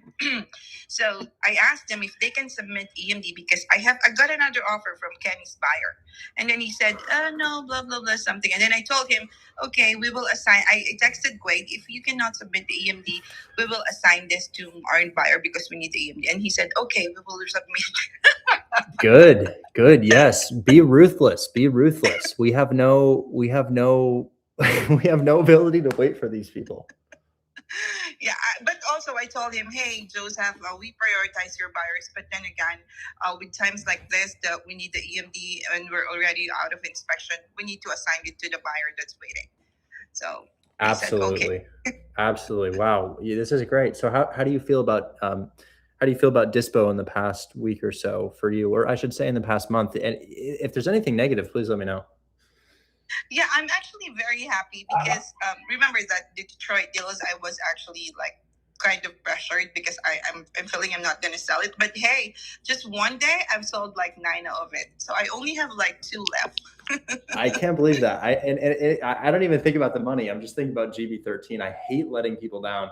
But this is great. This is great. I knew that those deals had some hurdles because of condition, but that's excellent, excellent work. And I'm gonna see you in less than a month in person, and we're gonna have a great time. Yeah. Are you excited? It's that time of year again. I'm so excited. Actually, Chris texted me yesterday because me and Dick is gonna be going. We already booked our flight, and Chris and I told Dale, "Hey Dale, can I stay on your place in the second?" And Chris told me, "Hey, you should stay with us." And because your flight is gonna be like, I think on the second, you rented an Airbnb in Taguig. Yes. So you. Dick is great. He's I like him. Is he still going to be doing some cooking? Yes, he said. Great. Well, I'm very excited to see all of you and work in person on this stuff because our efficiency is just going to go through the roof. Yeah, that's right. And we also would like, to ask some advice on you regarding, like we're trying to redo the comping. Remember when you taught us live, like doing the comps in ARV? So I think we need a refresher for that. Yeah, I will do in-person workshops, 100%. Yes, I'm excited to work with you guys. That's really great. Thanks so much, Rich. Absolutely. Yeah, and also, just to let you know, we've actually been assigning deals left and right. Not only me, but the other dispo. So we have EMD ins today. We have assigned deals today. So I think there's also there's also an advantage on the deals right now because most of the deals that we're receiving are being submitted are really great. Like this on cash deals, the spread is really high, and like the condition is good. So that's I think one of the advantage.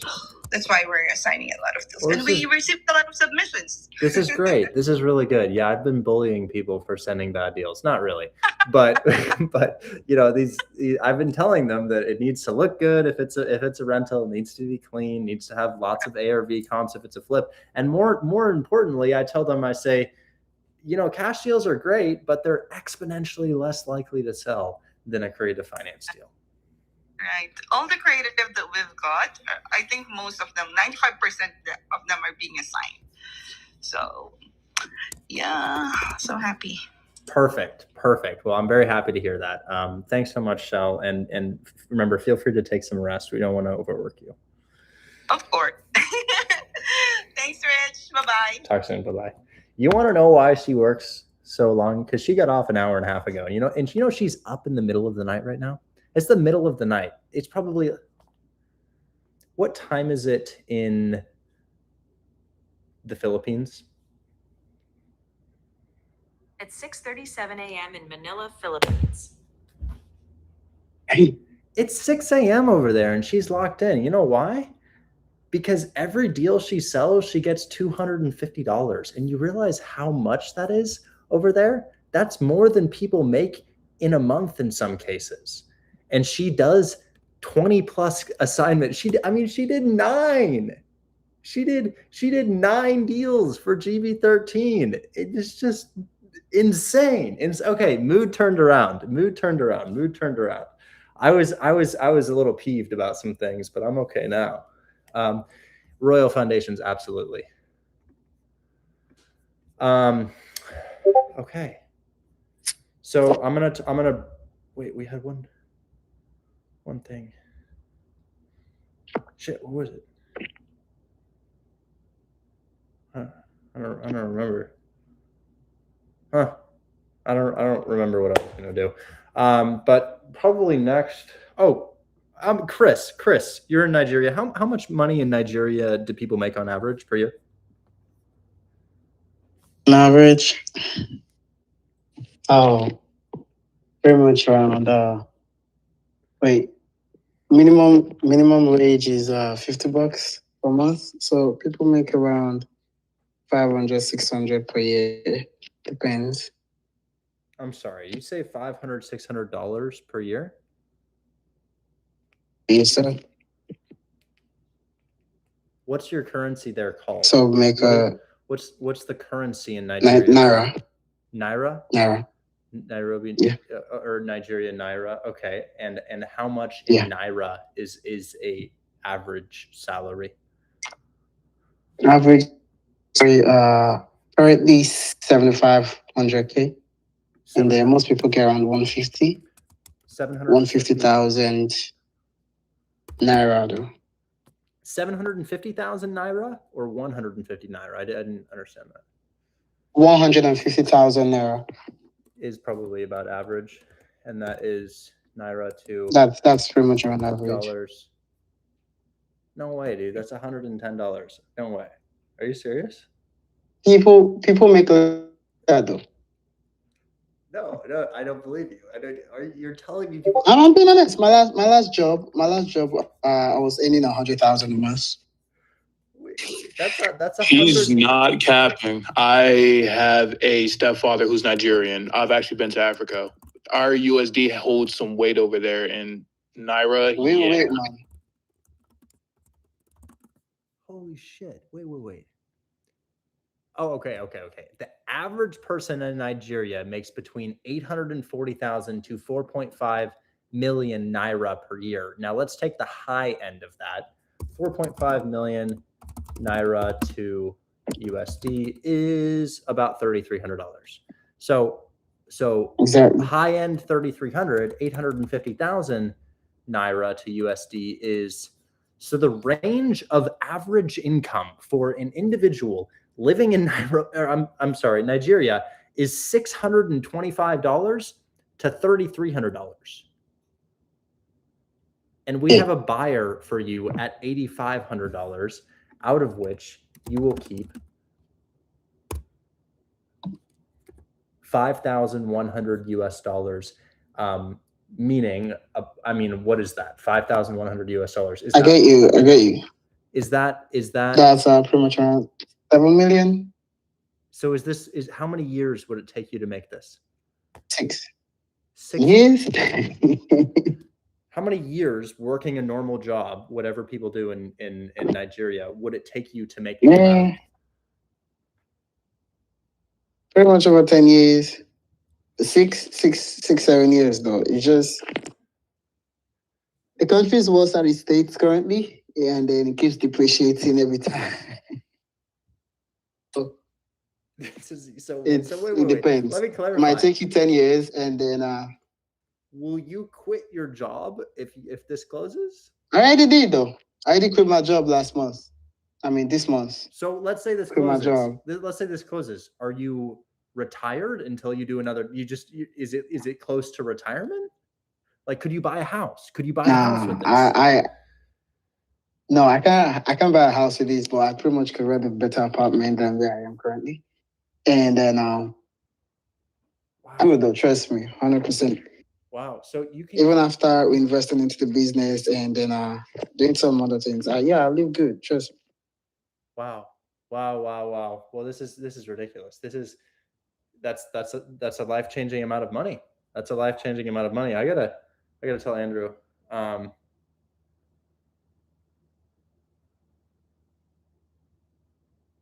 And then I've been doing this for pretty much over a year now. I've known you since 2024 November. But most of the deals I get are cash deals, and then they most likely get canceled. Right. That is the most common scenario with a cash deal, not with creative finance. As you said, Rochelle, 95% of our creative finance deals close. Yeah. So yeah, this is what it takes. I've had 11 failed. This is what it takes, honestly. This is what it takes. And now you start to learn what makes a deal a deal. That's approximately how many I canceled too. When I started wholesaling, I got, y'all want to see what I got under contract for my first play? I will show you. My first ever play was this. This is what I did for my first, just so you don't feel bad, guys. This is what I did for my first ever play. I got something like, it was probably close to this. I got something like this under contract, and I got it under contract for probably like 230 as opposed to 274, or maybe even 250. Do you think I sold it? No. Nah. No, I canceled that shit. You want to know what I did next? I went to East Cleveland. Which is a horrible place, and I got something under contract like, hold on, we need to put in a 40K max price filter because that's what I got under contract. Yeah, like this. Maybe like like this. Yeah, probably about like this. No, it was worse than that, man. It wasn't livable. Probably closer to this. You think I sold that one? No. And then I did that like 5 or 10 more times. And then the first thing that I ever got an assignment fee on, I think, do I have it? Hold on.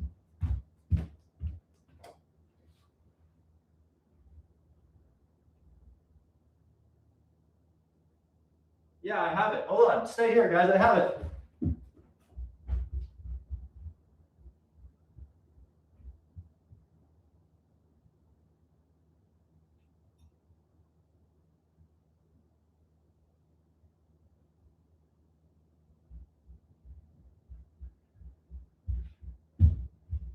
This is where it all began. Right here. I have it framed. This right here. Okay. It's 12005 McGowan Avenue in Cleveland. It was my first ever deal. I think it's a 2-1 that I got for 47K.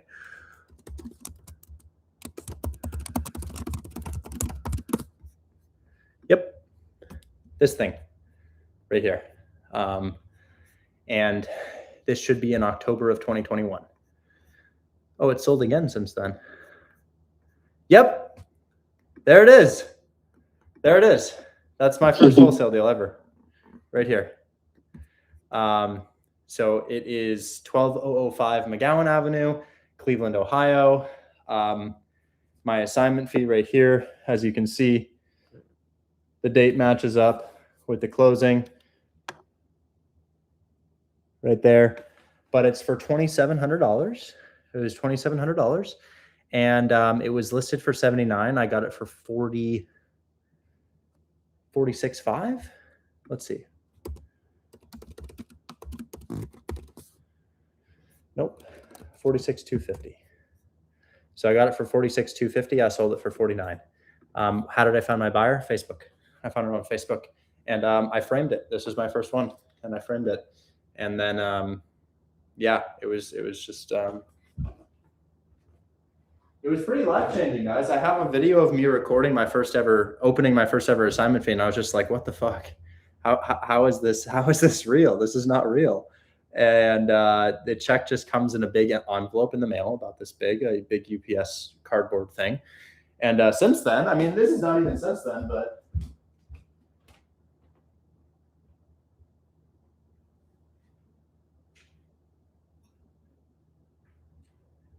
I've been collecting these checks for maybe 4 months now. These are maybe 4 months of assignment fees.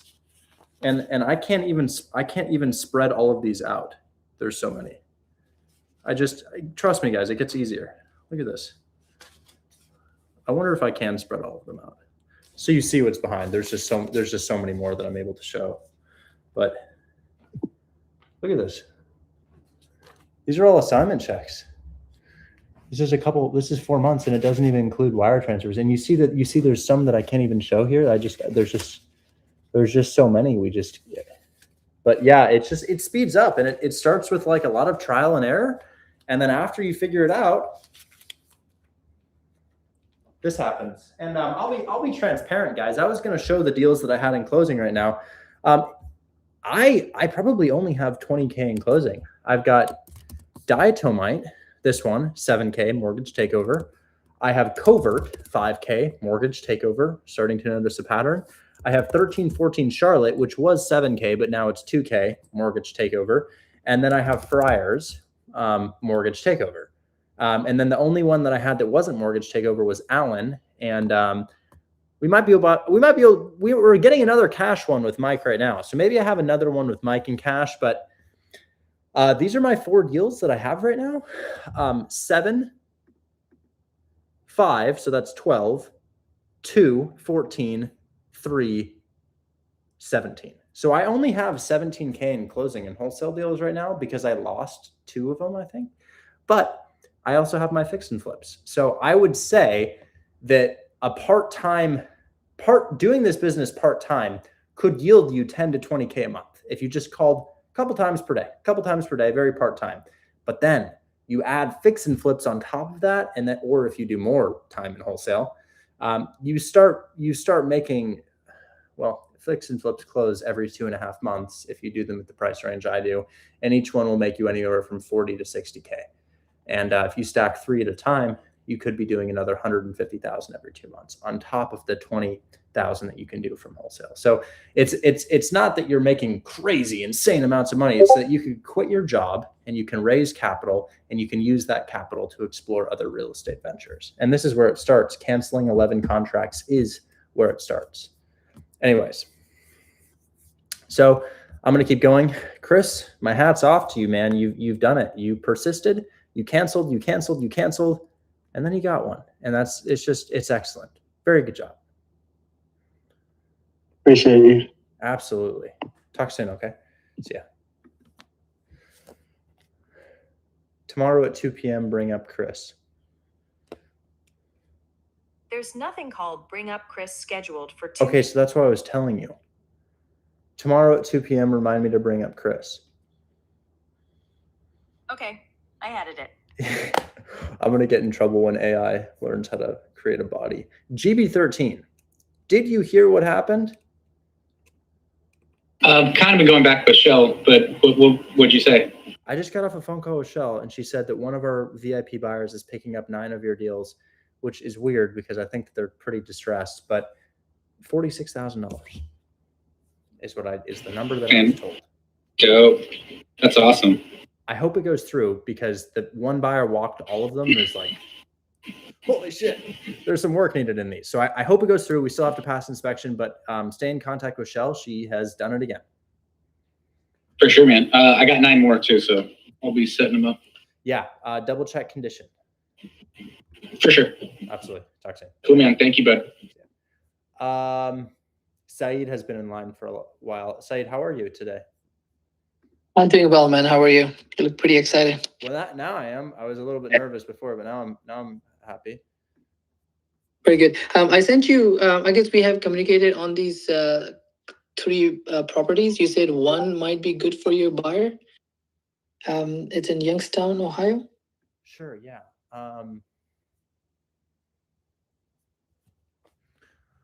Do we get wholesale disclosure signed? Yes. Okay. So, yeah, your price point, well, I'll let the chat help just so I don't feel as bad. Chat, 87K price point, turnkey rental. Rent should be, if you buy for 87, the rent should be, what do we think? What's the chat saying? I agree with $1,600. I think $1,600. Let's map it out right now, guys. So let's figure it out for a property like that. Let's say it's 87 and you get it at 87. So we sell it for 90 minimum. Down payment 18. Interest rate 7. This is monthly. 479 plus 250. This is monthly. And then let's do 1,500. 1,500 first. 1,500 multiplied by 0.8. 1,200. Subtract the 729. 729. That gives you 471 multiplied by 12. Might be a little low on 15, and then divide by total cost of entry, 1828 for closing, 28. So maybe 1,600 is right. 1,500 skates by, but with a tiny assignment fee, So when I see a house that's 87K occupied at 1,200, not much I can do with that. There is one, however, it's very tight, and if it looks clean, we can push it, but this occupied, new roof, nice. Renovated interior, nice. Quaid just asked me. Quaid just asked me for these. So yes, I do think that this is feasible, and you have a solid discount on it too. So I like this one. I like this one. Tenants in place for 2,000. You have it for 140. That's correct. Good. I will call on that.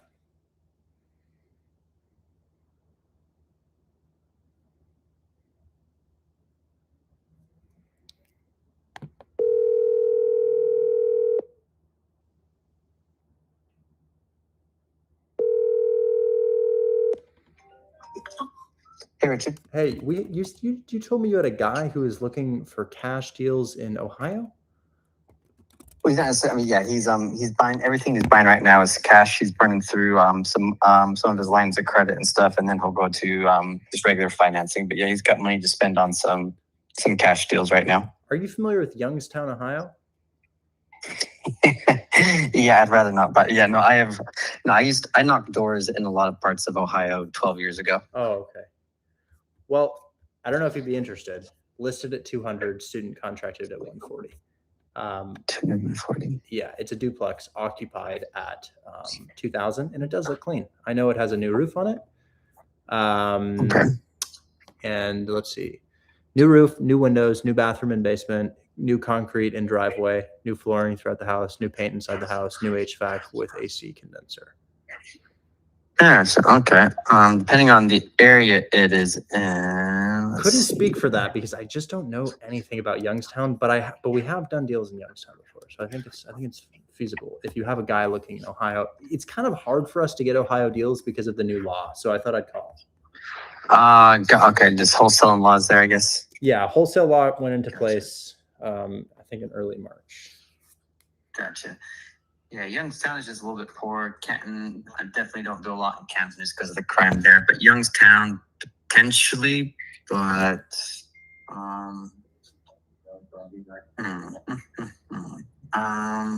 send it over. Let me take a look at it. Let me see what I can find out about it. I'd have to get a PM there and get some due diligence done, but that's doable. Okay, I'm sending you this, and then I'm sending you what has been done with the property. Perfect. Thank you. Yeah, let me know. I don't know. It's on the edge. It's right on the edge. But the thing is, it was listed for 200 and you got it for 140. So discount's really solid. Cash on cash return hits, but it's on the edge. Gotcha. Okay. Yeah. Let me take a look at it and see if this current guy would buy it. But now I'm just kind of spreading him out in Cleveland, Akron, and then pushing over to Youngstown. I don't know if you want to do that, but let me double check. Right. Yeah. Thank you. Talk soon. You're welcome. Thank you. See you. And then here's what I would do if I were you. Say, post it on Facebook, post it on the Buy Box Cartel Marketplace, send it to my team. I send it to one of my priority buyers. We'll all shoot our shot at the same time, 4 different angles. Hopefully one of them hits. Sure. I'll do that. Thank you. Yes, sir. Talk soon. I want to say Brock has been here for a while. Thank you for your patience, Brock. How can I help you? Yeah, of course. How you doing? Well, what's up? So that agent you were speaking to earlier, Troy, the one in Alabama, I have a seller finance deal with him as well. Oh, you do? Yeah, I sent you the address. It's listed at 89. He said he could do 89 with 10K down. I told him we could even do 110K down, but yeah, I think he's good with like even a 10-year balloon. The seller's like in Venezuela. Bessemer? Yeah. Peak. This is great. Yeah. This is great. It's clean as hell too. Yeah. Great. New roof. And $500 a month they want for the monthly payments. What is rent? $1,250? Yeah, he was telling me $1,150. $1,150. Let's check Zillow. That's what the buyers look at. Yeah, but man. Yeah, he said you can give him a call back about this one too. I was just talking to the agent. I'm concerned. I wonder what he's gonna say. Because he's a good guy. Yeah, he's a good guy. Yeah, I know his son. I'm actually friends with his son. I'm happy to call him, but he's gonna be like, "You also work with this guy? What's going on here? I don't understand." Yeah. No, I explained it to him. I mean, he was like, "Yeah, just have him call me back." Sure. If he's ready. Yeah, I will call him. What are we talking about? So it's Bank Street, seller No, finance, of course, 10K down. of course. But what are we talking? I don't have dementia. So what are we talking about in terms of with the agent? Hi, Mr. Agent. We have come to terms. Now what? So I think he had a few questions he wanted to clarify with you. Honestly, I think he just likes being on the phone with you because he was like, yeah, Richard's on this live stream for 3 hours. I wanted to call him back and talk to him about this. And I was like, oh yeah, he can give you a call back Sure. to answer some of your questions. Yeah, I'll answer about his the seller questions. finance. Absolutely. Now, that's good. But I have to ask about your balloon. What's your balloon? So I told him 7-year balloon. And I think he was fine with that. I think he said 10-year balloon. I don't know if he was misspeaking, but I love a 10-year balloon, bro. I love 10 years of no interest. That's beautiful. yeah. Wow. Okay. So yeah, rent is about $1,100. And I would say that, damn, I've got a buyer for this right now. I just spoke to him. His name is Ruan. Let me. I've got a buyer. I had a one-on-one with the guy. He really wanted. Bessemer is outside Birmingham, correct? Yes. Heat. Let me call this. Let me call my buyer and then I'll call your guy. Okay. Actually, that doesn't make sense. I'll call your guy first. Because what if something changes? Right. I always create pickles for myself. Okay, so it's Troy. Heat. Yes. And I love this agent. He's great. Yeah, he's a great guy.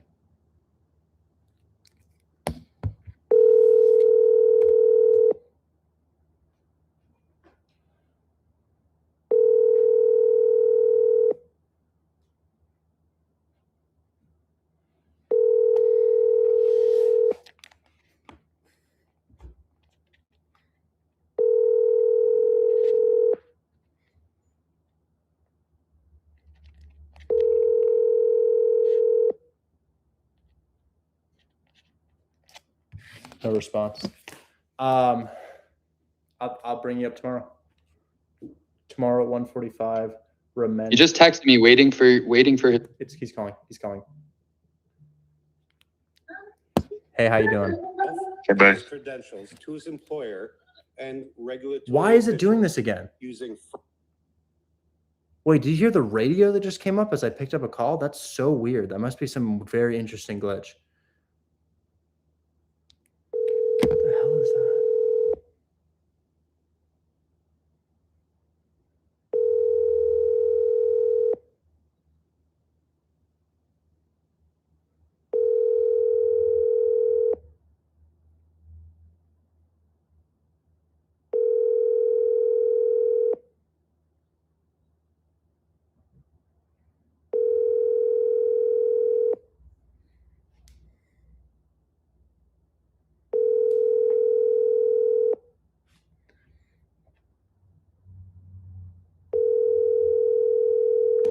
Bro, what?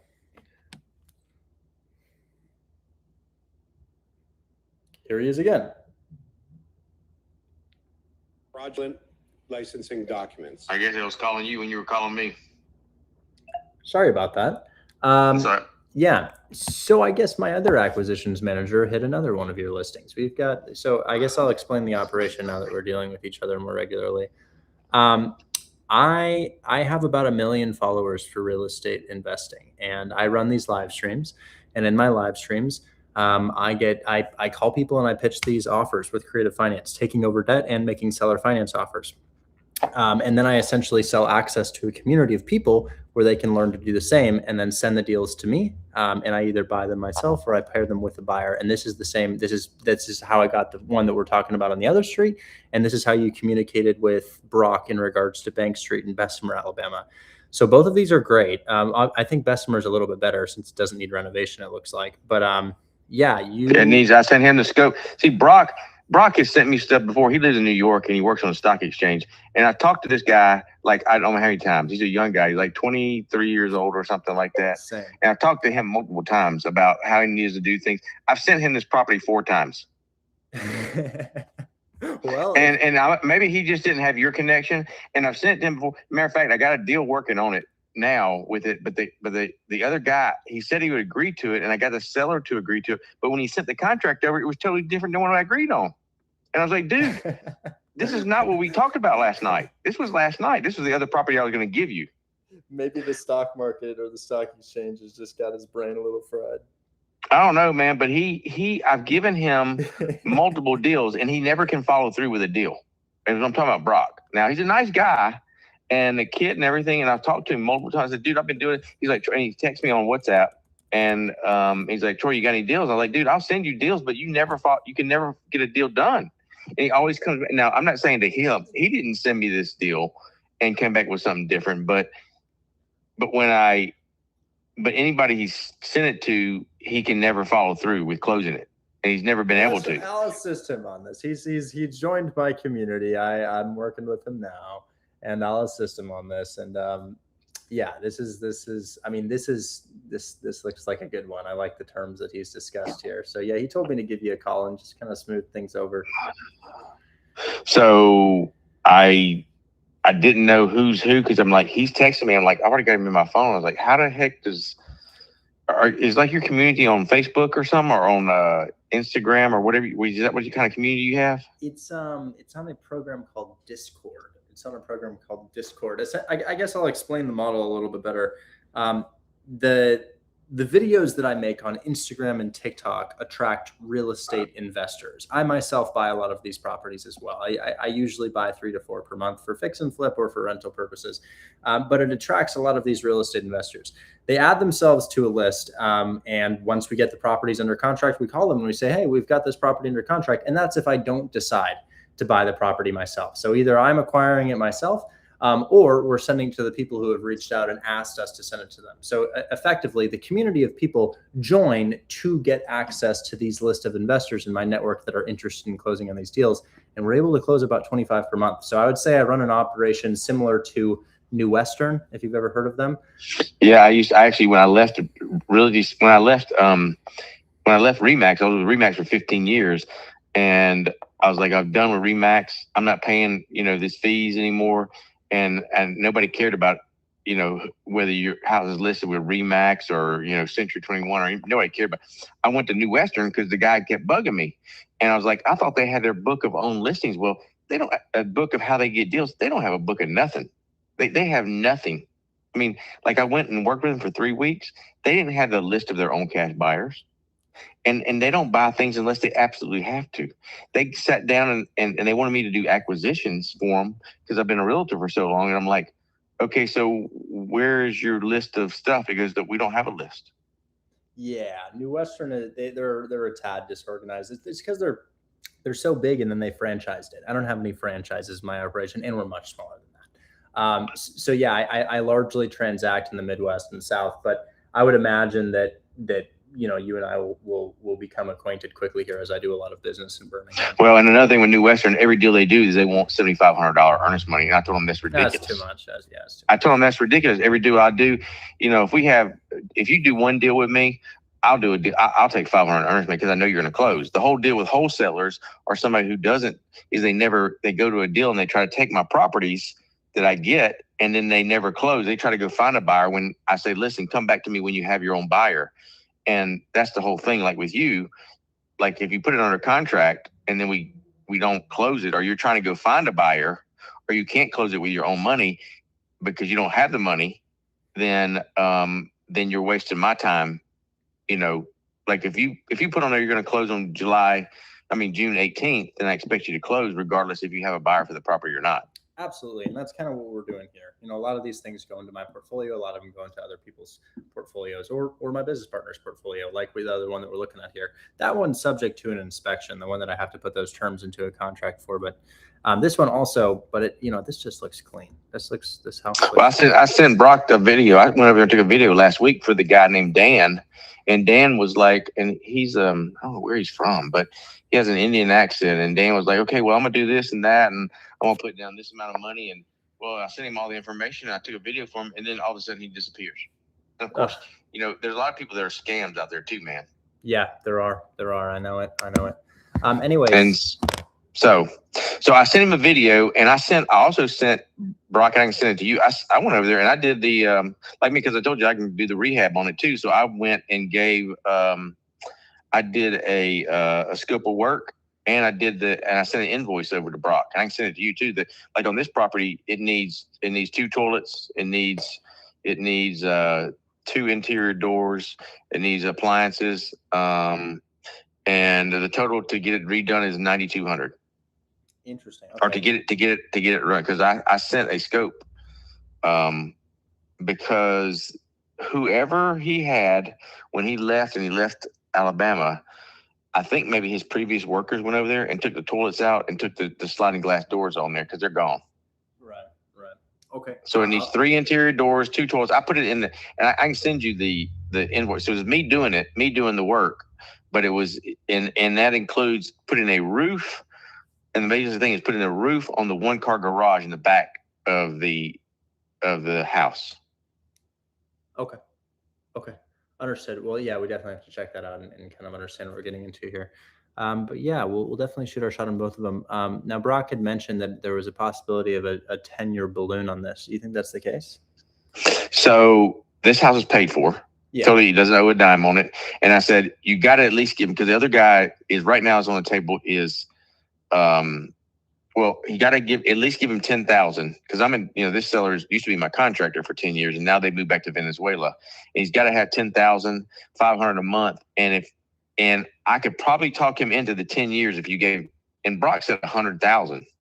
Let's do the 89, 10 years, 500 a month. But if you did 89,000 and you did, like, if you did 89 or 90,000, I think I could talk him into the 10 years if you gave him the 10,000 down, the 500 a month.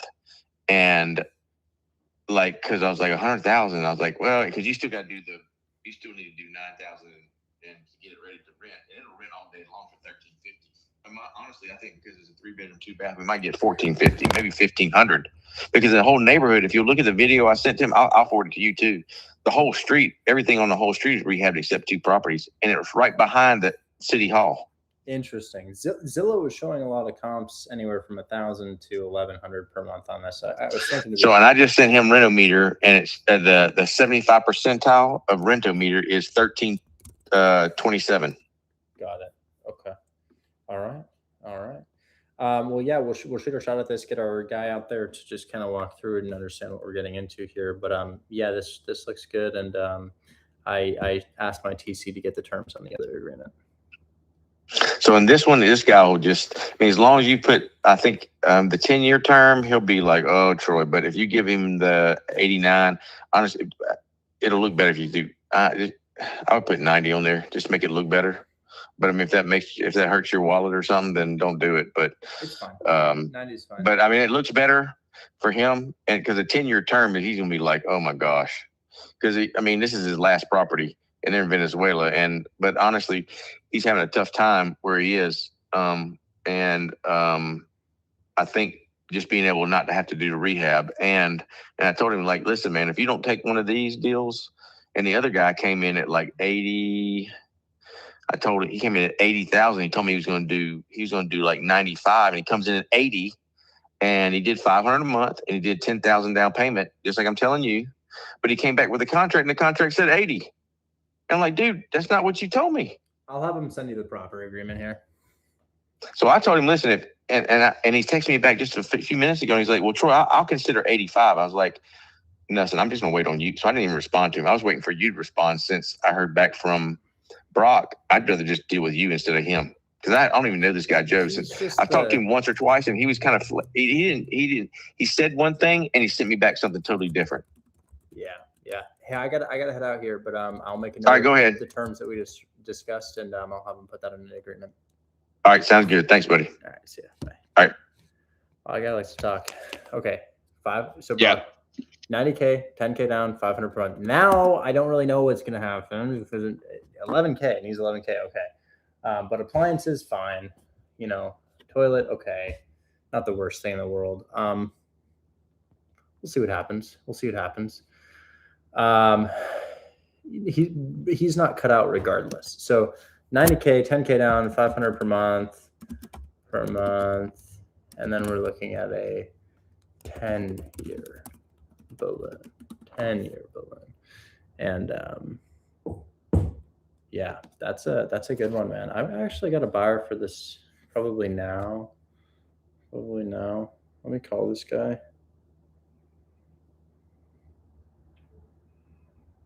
This guy's name is Ruan Sunrun. What's up, big dog?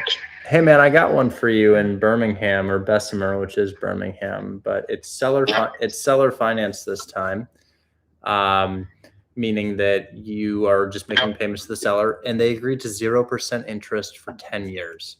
It just needs it's fully renovated, except it needs appliances and 2 toilets. So they just didn't finish the renovation, but it's not in a bad shape condition like the other one. This is a different one, and it's better because it's 0% interest. But I didn't know if you wanted to jump on something now. We're about to get this under contract.